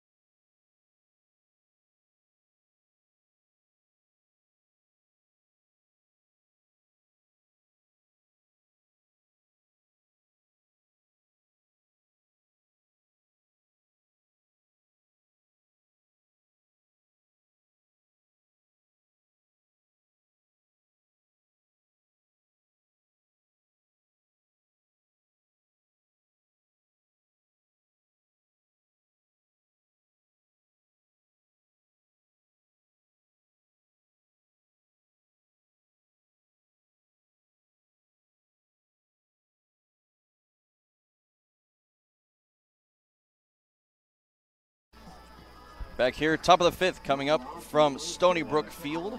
But before the Harborhawks take their turn at the plate, fans, a little word from Curry College.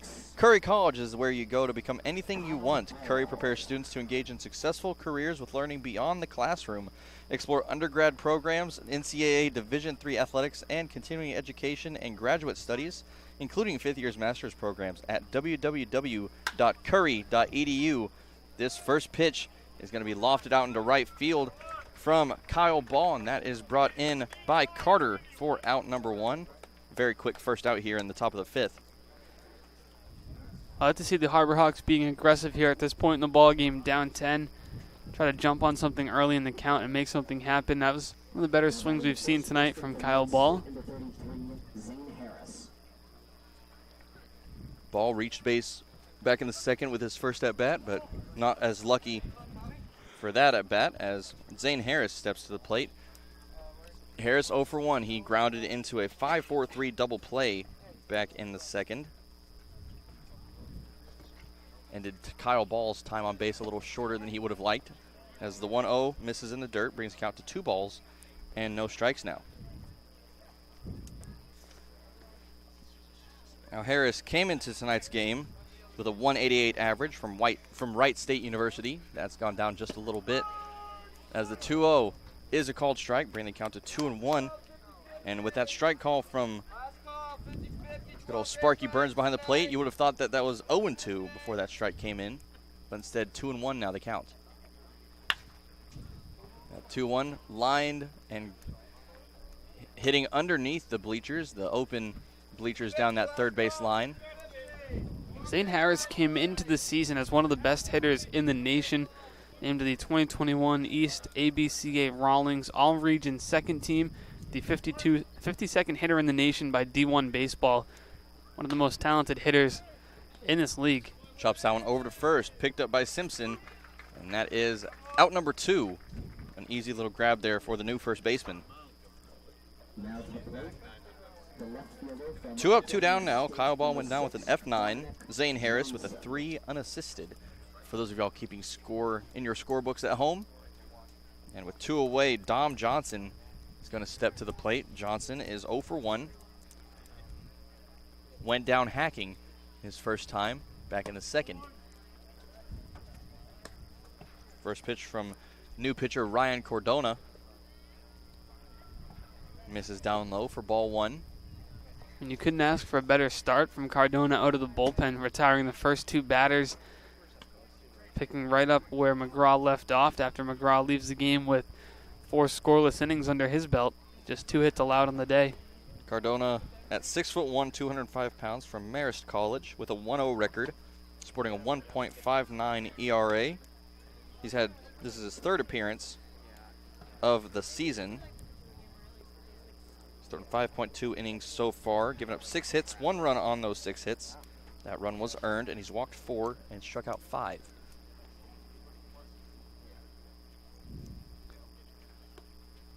Here's the 1-2. Breaking ball, that misses for ball 2. A beautiful movement on that breaking ball there from Cardona.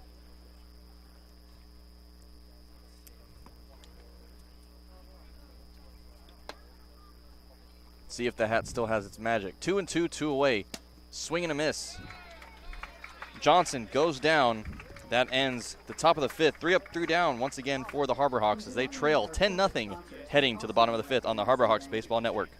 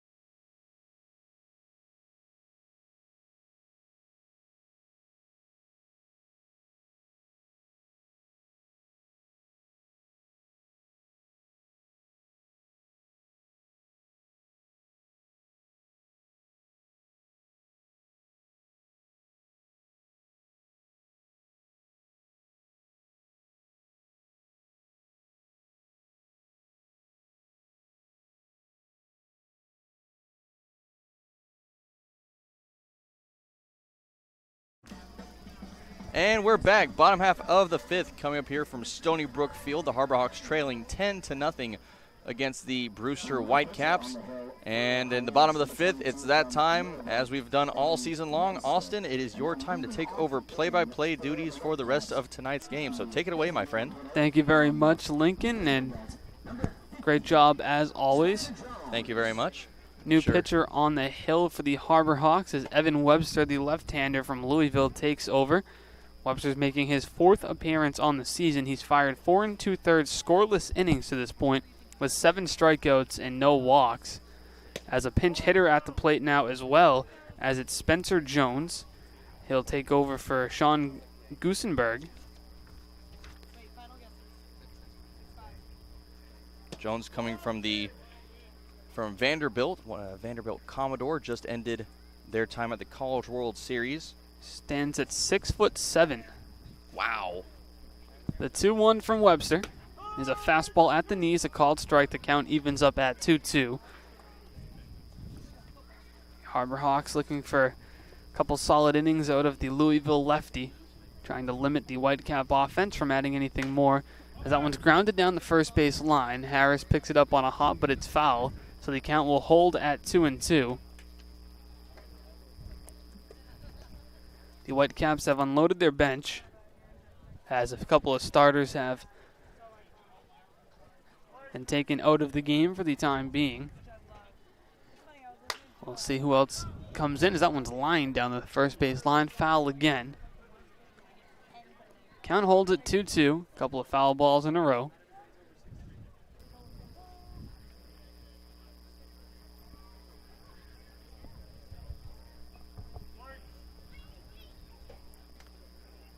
The 2-2. Fastball misses below the zone. The count moves to full at 3-2.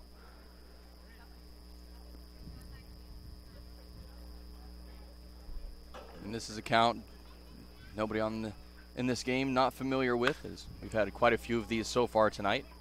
Jones hits that one well to left field. It's a mile-high pop-up. Dominic Johnson is under it, and he makes the catch for out number 1. Johnson in left field today, as it's Johnson in left. Caden Rose remains in center. Clark Elliott makes his first start in right, as Lincoln mentioned earlier.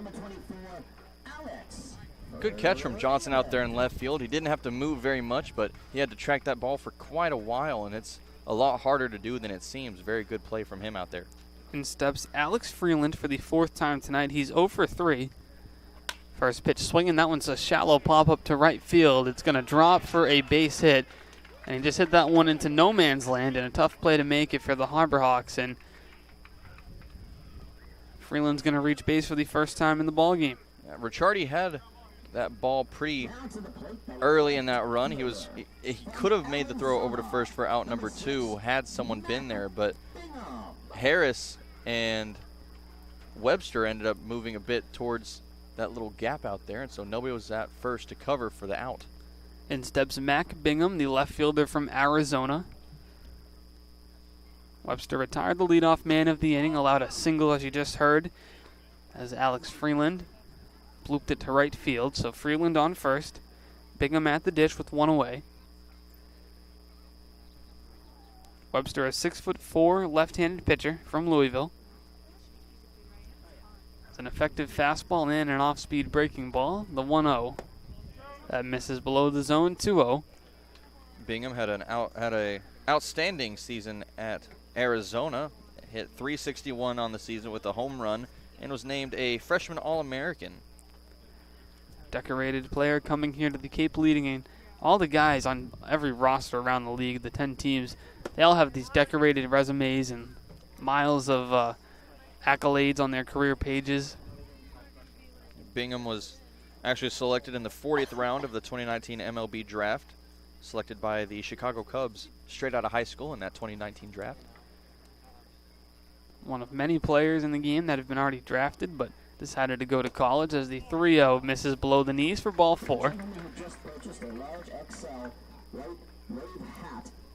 Tricolor snapback hat, Cape Link MVP shirt, youth small. Please return it to the souvenir booth. Please return to the souvenir booth if you bought those things. Now to the plate for the Whitecaps. The right fielder from Texas Tech. So Webster allowed a single and a walk, which puts runners at first and second. It's Freeland at second, Bingham on first, and now Carter steps in. Yet another 4-pitch walk for the Harbor Hawks. Bingham reaching first now, and you don't want to see too many walks in the game, but you definitely don't want to see more than one, if that many, 4-pitch walks, and the Harbor Hawks have already given up more than 3 4-pitch walks so far tonight, and it's only the 5th inning. Webster ahead 0-1 on Dylan Carter. Called strike 2 as Carter in danger of losing his perfect on-base streak in this ballgame. He's 1 for 1, a single, an RBI. He was walked and he also was hit by a pitch, scored 2 runs, so stuffing the stat sheet today. Carter, the freshman Red Raider from Texas Tech. The 0-2 grounded towards the Harbor Hawk dugout down the first base line, but foul out of play. The count will hold at 0-2. Carter, the native from Flower Mound. It's actually just a little ways from my college town of Denton. About a 20 minutes outside of Flower Mound. I actually go to drive around Flower Mound quite a bit. The 0-2 from Webster is a curveball that misses low, gets away from post the catcher, so the runners will move up 90 feet. 1 away in the inning, runners on second and third now.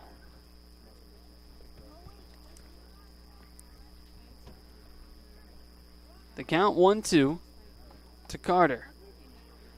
Freeland 90 feet away from adding run number 11. It's Bingham on second. Webster gets the signs from post the catcher, the 1-2. Swing and a miss. And he gets Carter swinging on the fastball for out number 2. Webster 1 out away of working out of trouble. Now with 2 runners on, especially in scoring position, that's about the best outcome you can ask for from Webster. A strikeout for the second out, and now the whole defense can really breathe just a little bit as they can back up and just wait for that third out to come along. In steps Nick Biddison, the catcher. He came in and pinch hit for Byrne. Biddison struck out on his only at-bat to this point. He swings at the first pitch and pops it foul. 0-1 the count to the catcher. Biddison listed on the roster as a center fielder.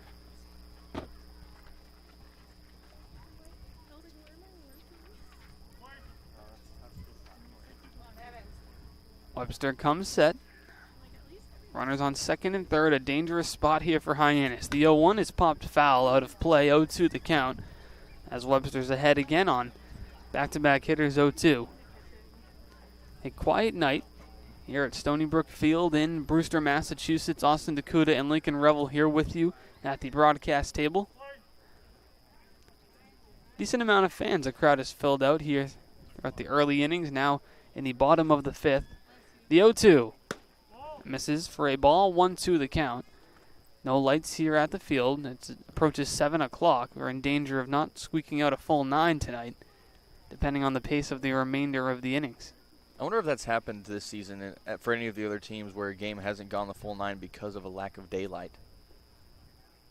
Haven't heard anything like that so far, but... The 1-2. Ground ball off of Webster. He makes the throw to first. It's in time. Webster kicks it down and saves a run to end the inning. So the Whitecaps strand 2. The lead still 10-0. Brewster as we head to the bottom of the 5th, or the top of the 6th rather, on the Harbor Hawks Baseball Network.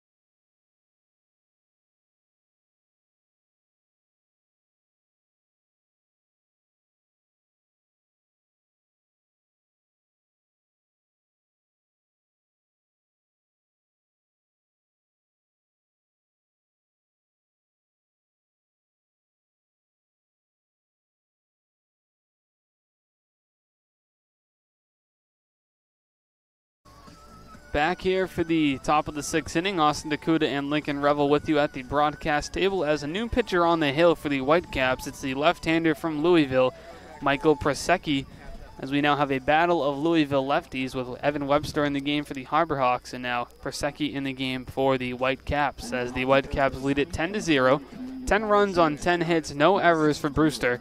No runs, 2 hits, no errors for the HarborHawks, as it's Greer, Ricciardi, and Elliott due up 8-9, top of the order for Hyannis.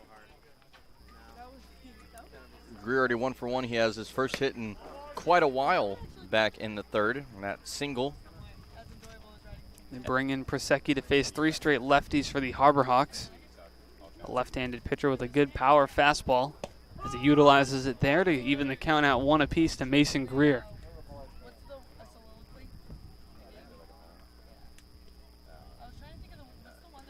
Prasecki has been able to touch 94, usually around 90, the low 90s. Also has a slider and a changeup in his arsenal, with about a 12-mile-an-hour difference in the slider and changeup, both coming in at around 83. The count 2-2 to Mason Greer. Prasecki yet to allow a run on the season, 4 innings, 4 hits, no runs, 2 walks, 4 strikeouts for the lefty. The 2-2 misses up in the zone, goes off the glove of Biddison and the mask of Sparky Burns for ball 3.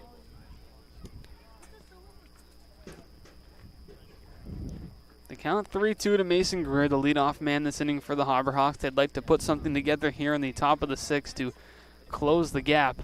The 3-2. Ball 4 misses low, so Greer draws a leadoff walk, and he has raced base safely for the 2nd time in 2 trips to the plate this ball game. Great discipline there from Greer, being able to avoid the strikeout there on that 3-2 count, and great job for him so far tonight. Reached base twice after struggling to get on base the past few games. In steps Mariano Ricciardi for the 2nd time. He grounded into a fielder's choice back in the top of the 3rd. He was then caught stealing trying to swipe second base. First pitch to Ricciardi misses at the eyes for a ball, 1-0. Ricciardi's favorite baseball player is Jose Altuve, a fellow second baseman. Similar play styles between the two. The 1-0. Gets him reaching at a pitch on the outside part of the plate. The count evens up at 1-1. The Astros, the bad guys from the Lone Star State, of course. I think the bad guys around baseball still. Yeah, pretty much, which I don't blame the baseball world for thinking that. The count 1-2 to Ricciardi, the Massachusetts native from West Boylston, the Worcester area. The 1-2.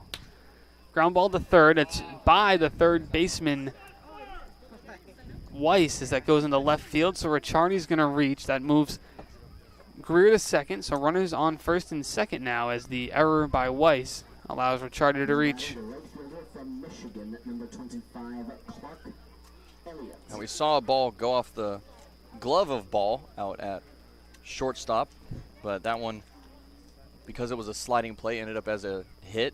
That one coming in from Weiss, he was right there to make the grab. It just ended up going off the very tip of his glove, so that will be an error because it should have been what looked to be a routine play. That brings up the top of the order in Clark Elliott, 0 for 2 on the night. Elliott from Michigan.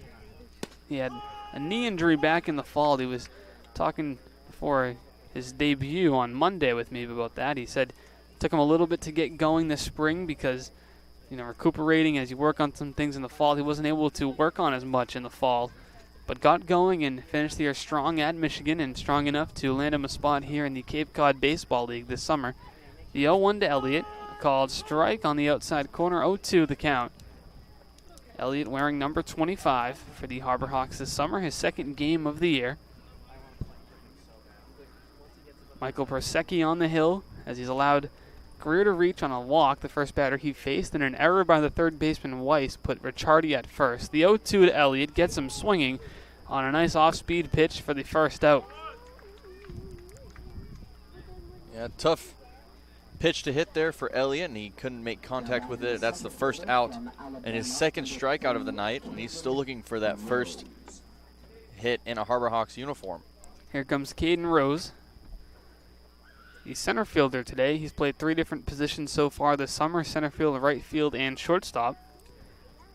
As depending on how the MLB draft goes in terms of Alabama players getting drafted, Rose could shift back to being an infielder next season at Alabama. Just 19 years old is Rose, one of the youngest players here, and he's been impressive as he's held down a spot in the top 2 of the order since Game 3 of the year.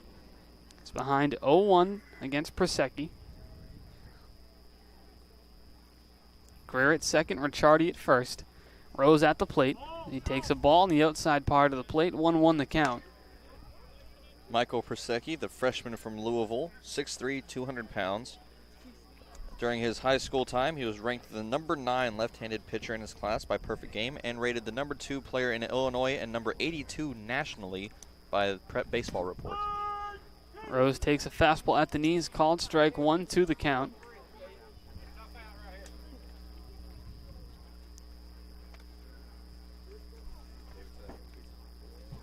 Being able to extend the runners for Rose here would be huge in this inning, looking to break the goose egg that currently shows on the Hyannis part of the scoreboard. And he checks his swing, but home plate umpire Sparky Burns says Rose went around, so he's going to go down swinging for out number 2. Back-to-back punch-outs from Pregame after allowing the first 2 men of the inning to reach. So it's 2 away with 2 on. And that brings up Marcos Pujols, the DH. Pujols 1 for 2 on the day with a single. Hit that one to left field. That pitch from Pregame, a nasty breaking ball. Rose, it was an interesting pitch. It looked very good, and then Rose tried to swing at it, and he wanted to pull back as soon as he saw a break, but he just couldn't do it in time. Count 0-1 to Marcos Pujols. Can be found at first base or DH. The 0-1. Behind the fastball, the count 0-2, and Pregame is 1 strike away from working himself out of danger and striking out 3 in a row.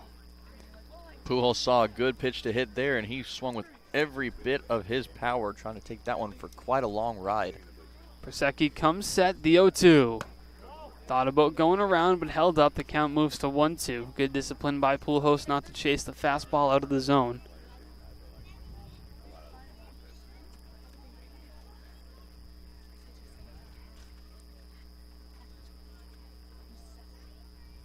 The 1-2. Breaking ball in the dirt. The count evens up at 2-2 to the Dayton Flyer, Marcos Pujols. Pujols' favorite MLB player is David Ortiz, one of the all-time greats. Ortiz, a fellow left-hander with a ton of power. The 2-2 with 2 away. It's a breaking ball, and Pujols swings and misses at it, and they'll tag him for out number 3 to end the inning. So Pregame strikes out 3 in a row to end the inning after allowing the first 2 to reach. The Harbor Hawks leave 2 as we head to the bottom of the 6th.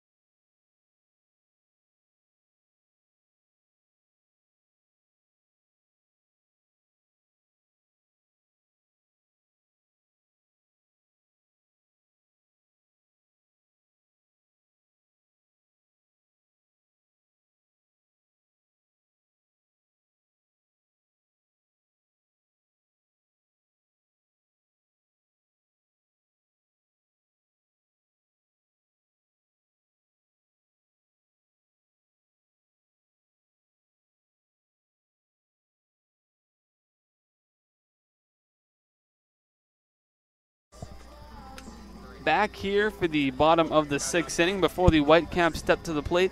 A word from our sponsor, Milton Cat. For sales and rentals of Caterpillar machinery, generators, and marine engines, visit MiltonCat.com, your area cat dealer. Milton Cat, the Cape and Islands Caterpillar dealer, is proud to be a sponsor of today's game. From Centerville, Massachusetts, the University of Massachusetts Lowell, number 21, Ryan Prado. So a new catcher in the game for the Harbor Hawks as we start the bottom of the sixth. It's the local Ryan Prado from Centerville, Mass, from UMass Lowell. Prado making his first appearance of the season for Hyannis. Sporting the UMass blue catcher's gear with red. Now Prado, if I'm not mistaken, he's been the bullpen catcher up to this date, has he not? Him and whoever caught the day previously, they sit out there together and catch in the bullpen.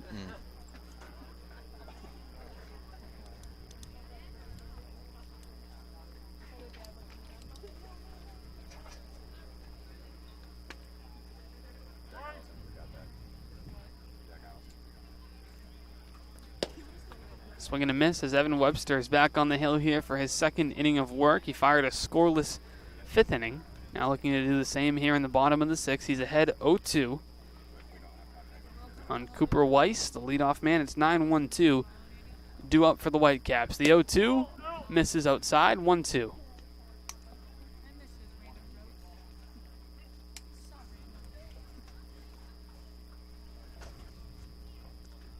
The windup and the pitch from Webster. Fouled straight back off the cage behind home plate. Count will hold at 1-2. Cooper Weiss, the sophomore Chanticleer from Coastal Carolina, 5'11", 198 pounds. Named to the 2021 preseason All-Sun Belt team. The 1-2 fouled back again. The count will stay where it is once more. Weiss ended up with 19 RBI with 2 home runs, and then he also scored 20 runs himself. The windup and the 1-2 from Webster. Breaking ball that misses low. 2-2 the count. As we run out of daylight even further here. The sun sets behind the trees. Yeah, the last bit of daylight has now left as we're now covered in shade here. Again fouled back as the count holds at 2-2 now. Good battle by Weiss brewing here. Seen a few pitches in this at bat. Fouled off 3. The 8th pitch of the at bat from Webster. Popped foul again, and Cooper Weiss is just not ready to go back to the dugout or take a base yet. He wants to get a couple more cuts in. What a battle here. He's been able to fight off everything that Webster has thrown to him, and let's see who comes out on top here. It's going to be interesting. The 9th pitch of the at-bat is a ball. Count moves to full at 3-2. Webster in danger of walking the leadoff man before we get back to the top of the order. Porter Brown on deck for the Whitecaps. The 3-2. Ball 4. 10-pitch walk for Weiss to lead off the inning. Nothing more really Webster can do on that one. He threw everything he had at Weiss, but Weiss just kept fighting off tough pitches. Yeah, fantastic at bat there from Cooper Weiss. He was down 0-2, was able to fight off every other pitch from Webster, foul a bunch of pitches off, and then was able to find a way to get on base by drawing a walk with that full count pitch. In steps Porter Brown for the second time in the ballgame, grounded out to second in his only at bat to this point. Runner on first, the 0-1, or the first pitch rather, to Brown. Misses outside for a ball, 1-0.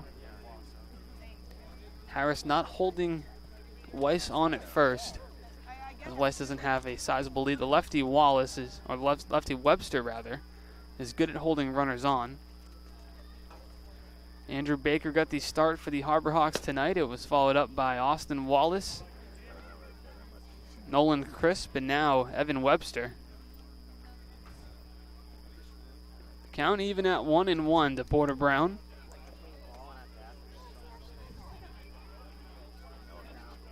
Webster comes set. Gets a look at the runner at first and now deals home. The 1-1 is a soft liner to right field. Clark Elliott in a couple steps to make the catch for the first out of the inning.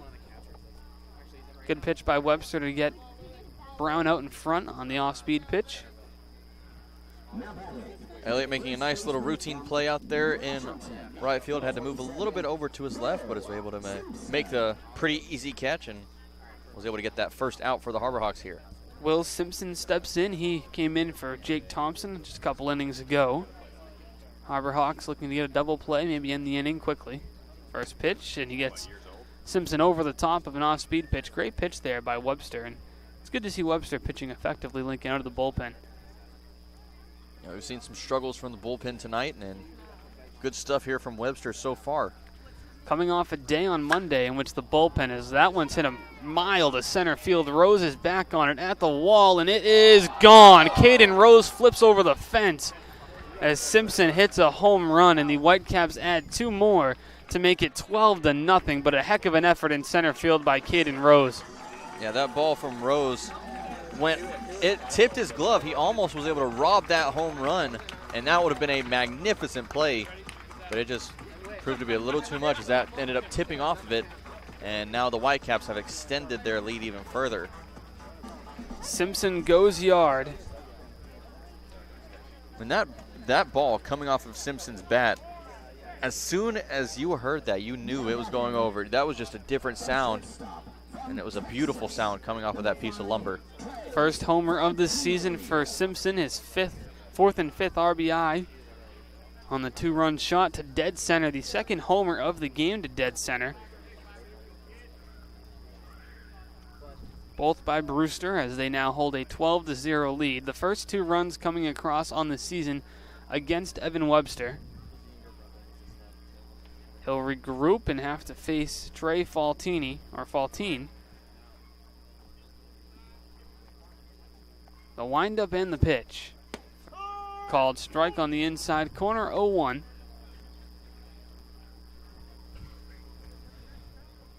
Tough night to be a Harbor Hawk, as it just seems all the things that could go wrong have, unfortunately. But there's been some bright spots. As that one's hit to short, the throw and the run by Kyle Ball is in time. Nice play by Kyle Ball. And speaking of bright spots, he's been one defensively all season for the Harbor Hawks. He has. He's been a very solid infielder there at shortstop, and just a fantastic play from him, making that throw on the run across his body, and a good stretch from Harris over at first base for out number 2. And Spencer Jones, the DH from Vanderbilt. Jones 0 for 1 on the night. Flew out to left field. Webster looking to get out of this 7th or 6th inning. Don't any more runs coming across. 2 have come home in the inning. The Whitecaps scored 2 in the bottom of the 2nd, 8 in the bottom of the 3rd, and then 2 in the bottom of the 6th, as we are still in the bottom of the 6th. 2 hours and 15 minutes into this ball game, as we had a 5 p.m. first pitch tonight. The 1-0. That misses for a ball. 2-0 the count. Spencer Jones, the sophomore Commodore from Vanderbilt, selected in the 31st round of the 2019 MLB draft by the Los Angeles Angels. The sophomore, originally from Encinitas, California.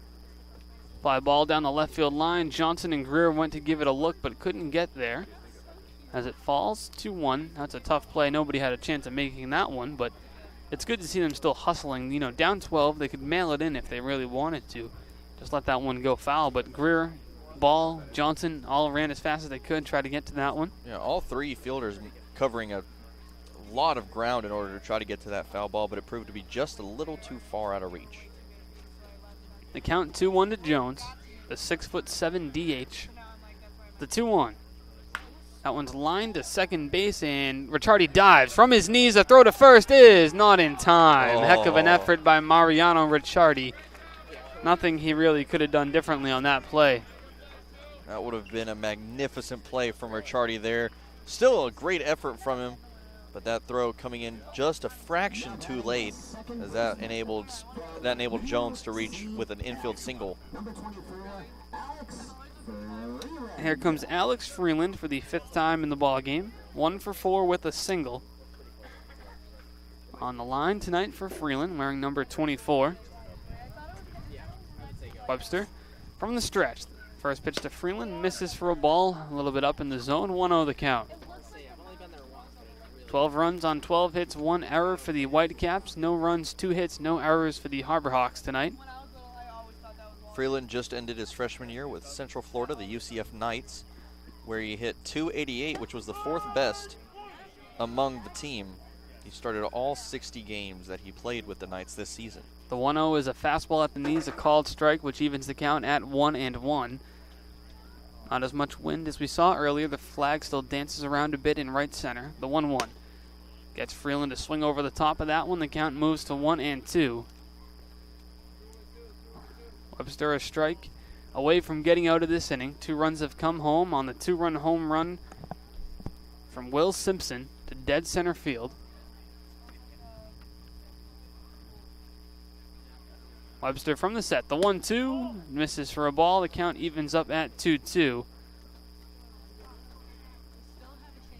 As mentioned, Ryan Prado now in the game at catcher for the HarborHawks from UMass Lowell.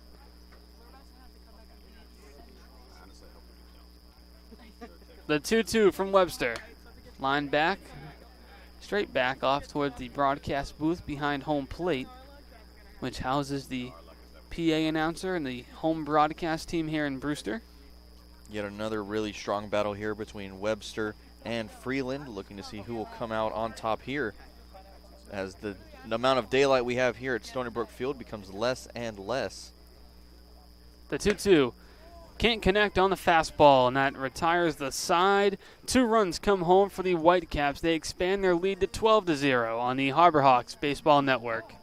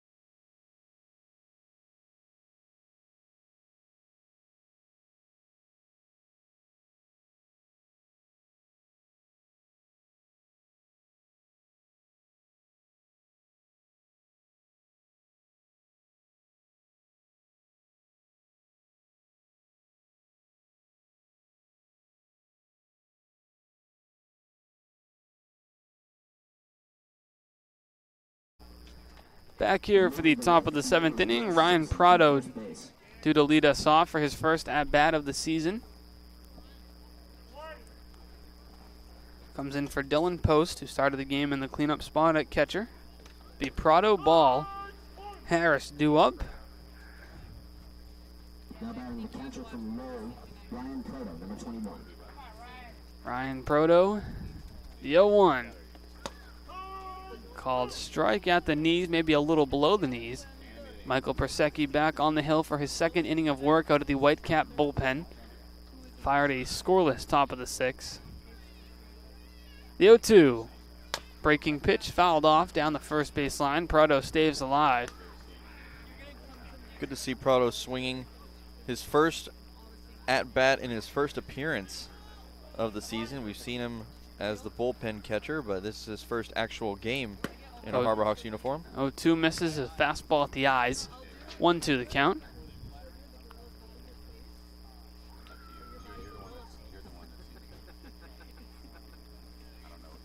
The 1-2. That misses for a ball, 2-2 the count. Sixth pitch of the at-bat upcoming.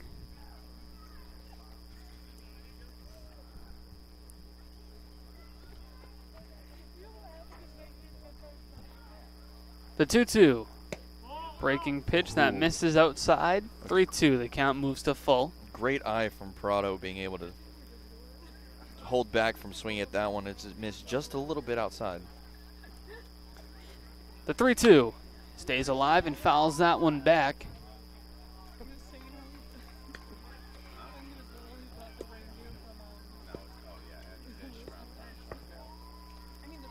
Eighth pitch of the at-bat upcoming.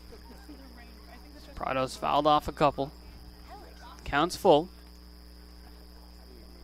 The windup in the pitch from Prosecki is grounded back up the middle.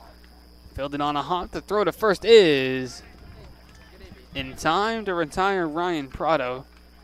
Nice play by Faltine at short for out number 1.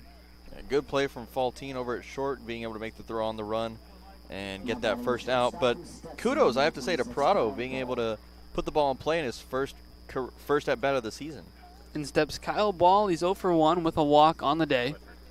Made some solid contact in his second at-bat and has done a nice job defensively for the Harbor Hawks as his pinstripe white pants are covered in dirt, as is the blue jersey. First pitch to Ball. Called strike near the belt, 0-1 the count. Still a good amount of fans remain here at Stony Brook Field in Brewster. Austin DeCouta and Lincoln Revill here with you in the booth. Taylor Farmer on the sidelines. The 0-1. Ball grounds it foul off towards Coach Calhoun in the third base coach's box. It's 0-2 to Kyle Ball, Stetson shortstop. Calhoun tried to barehand that ground ball, tried to show off how cool he was, but ended up not being able to make the grab there. The windup and the pitch. The 0-2 misses for a ball, 1-2 the count. Fastball just too high, didn't entice Ball to swing at that one. Zane Harris on deck for the Harbor Hawks. The 1-2 from Prosecki. Weak grounded to third, incoming, charging is Weiss. The throw on the run is in time for out number 2. Nice play by Cooper Weiss over at third to sit down Kyle Ball. Back-to-back groundouts, and the first 2 men are retired in the top of the 7th. The left side of that infield proving to be remarkable, as both Weiss and Faltine have both made a number of great plays at those 2 positions tonight.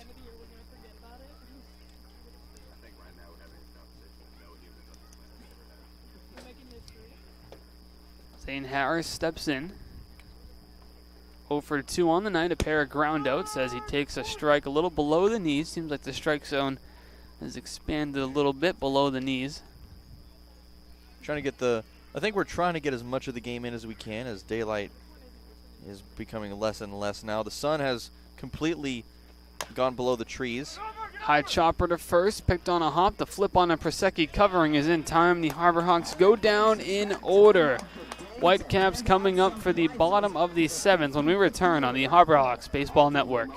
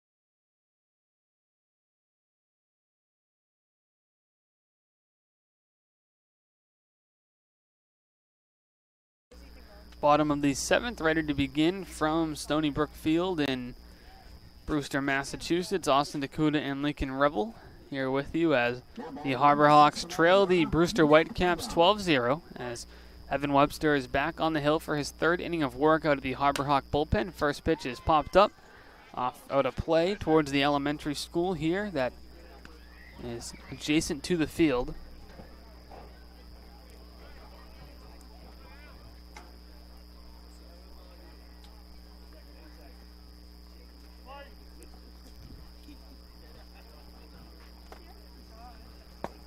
That one misses low for a ball. 1-1 the count to Bingham.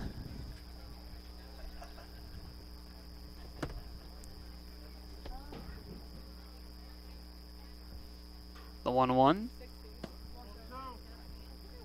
Misses. 2-1 the count. Mac Bingham in left field today for the Whitecaps. 1 for 2, a single, run scored, and 2 walks. So he's reached base safely 3 out of the 4 times he's come to the plate. The 2-1 is hit well to right field. And coming in a couple steps is Clark Elliott. He makes the catch for out number 1. So Webster retires the leadoff man on a flyout. Like you said, Austin, a well-hit ball from Bingham out there to right field, but a good job from Elliott out and right. Had to come up just a little bit, but he ended up making the grab and a good first out to start the 7th inning off. In steps Dylan Carter, or a pinch hitter now. We have Dylan Simmons coming in for Carter. Carter leaves the game after going 1 for 2 with a walk and a hit by pitch, 2 runs scored and an RBI. So he had a successful day at the plate, gives away to Simmons. Simmons 1 for 4 on the season, listed as a pitcher as well. As that one down the first base line nearly comes back fair, but Prado grabs it in foul territory. 1-1 the count. Good decision there from Proto, being able to, he saw that one coming back fair. He knew he wouldn't have been able to make the throw in time to get that out, and so he just ended up touching it before it could become fair and give his defense another chance for that second out here.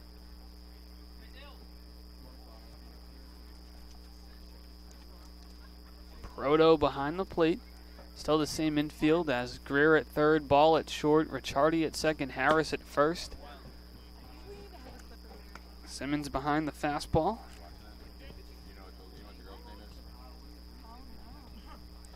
Fifteen different players rather, have taken an at-bat tonight for the Whitecaps as they have unloaded their bench. As that one's popped foul out of play. If you look at the scoreboard, the count is 1-3, but it's really 1 ball, 2 strikes. 1 away, the base is empty. The leadoff man flew out to right, that was Bingham. The 1-2 is popped up also to right field, a little bit shallow, as Ricciardi, the second baseman, settles under it and makes the catch for out number 2. So 2 up, 2 down here in the bottom of the 7th, which brings up Nick Biddison, the catcher. Biddison 0 for 2 tonight with a strikeout and a groundout. He did not start the game. Came in for Byrne. Biddison pinch ran for Byrne and stole third base. First pitch from Webster to Biddison is a fastball that's hit well to center field. Caden Rose drifting back on it towards the warning track, and he makes the catch about 10 steps in front of the wall for out number 3. So the Whitecaps go down in order. We head to the top of the 8th on the Harbor Hawks Baseball Network.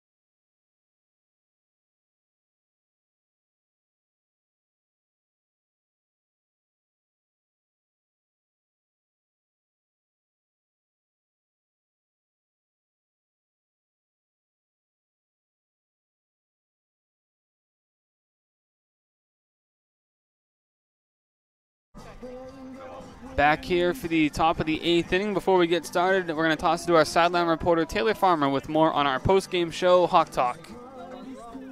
Did you miss some of the Harbor Hawk action? Make sure to check out the nightly post-game show, Hawk Talk, on the team's YouTube page for a rundown on everything you missed in that game, all in 3 minutes or less. Go to youtube.com, search Hyannis Harbor Hawks, and catch up on everything Harbor Hawk. Well, I have to say a round of applause for Taylor Farmer. Wow. Just a flawless read. Great. Hang on. A flawless read. Great job there, Taylor. Thank you. I really appreciate that. Well, top of the 8th inning now as new pitcher on the mound, Hunter Pattison, the lefty. Pattison comes from Central Florida. He's made 4 previous appearances. He has 2 saves on the air, 6 2/3, but he's given up 7 runs. Dom Johnson takes a ball, 1-1 the count to the Kansas State outfielder, formerly Oklahoma State, now heading over to Kansas State. The 1-1 from Pattison is on its way, and it's a solid pitch just below the knees, but it gets Johnson swinging. 1-2 the count. Johnson 0 for 2 on the night, a pair of punch-outs on the ledger. It's Johnson, Greer, Ricciardi, 7, 8, 9 due up for Hyannis. That one misses low for a ball below the ankles, 2-2 the count. Now Johnson looking to just put a ball in play here. Don't want to go down for the 3rd time tonight. So you just want to try to put something in play no matter where it is. Pattison rocks and comes set. The windup and the 2-2. Fouled back off the catcher, Biddison. That's going to leave a mark.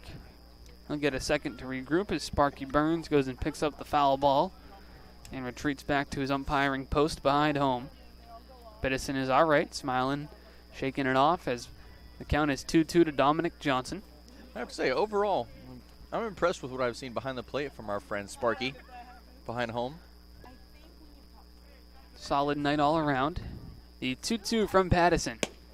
That misses outside. The count moves to full at 3-2. The Harbor Hawks would like to put something together here.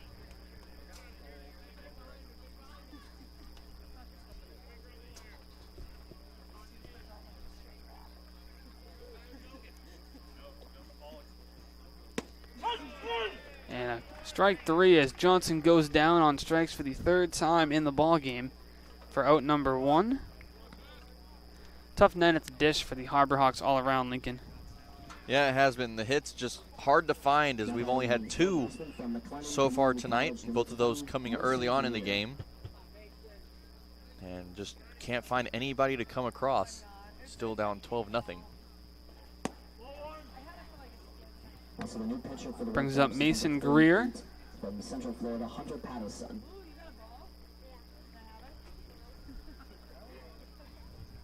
The 1-0 from Pattison. Greer lines that one up the middle to short. Faultine picks it on a hop. The running throw is in time for out number 2. Lincoln Mason Greer, however, has hit the ball well tonight. He has. He's really brought his bat alive tonight after struggling at the plate over the past few games, but he's done a great job here tonight. He's found base a couple of times, and he's made contact a few times as well. It was a great night overall from him, I would say. Mariano Ricciardi digs in. 3rd time for Ricciardi. He has made it to first base twice in this game, but he is 0 for 2 as he reached on a fielder's choice and an error.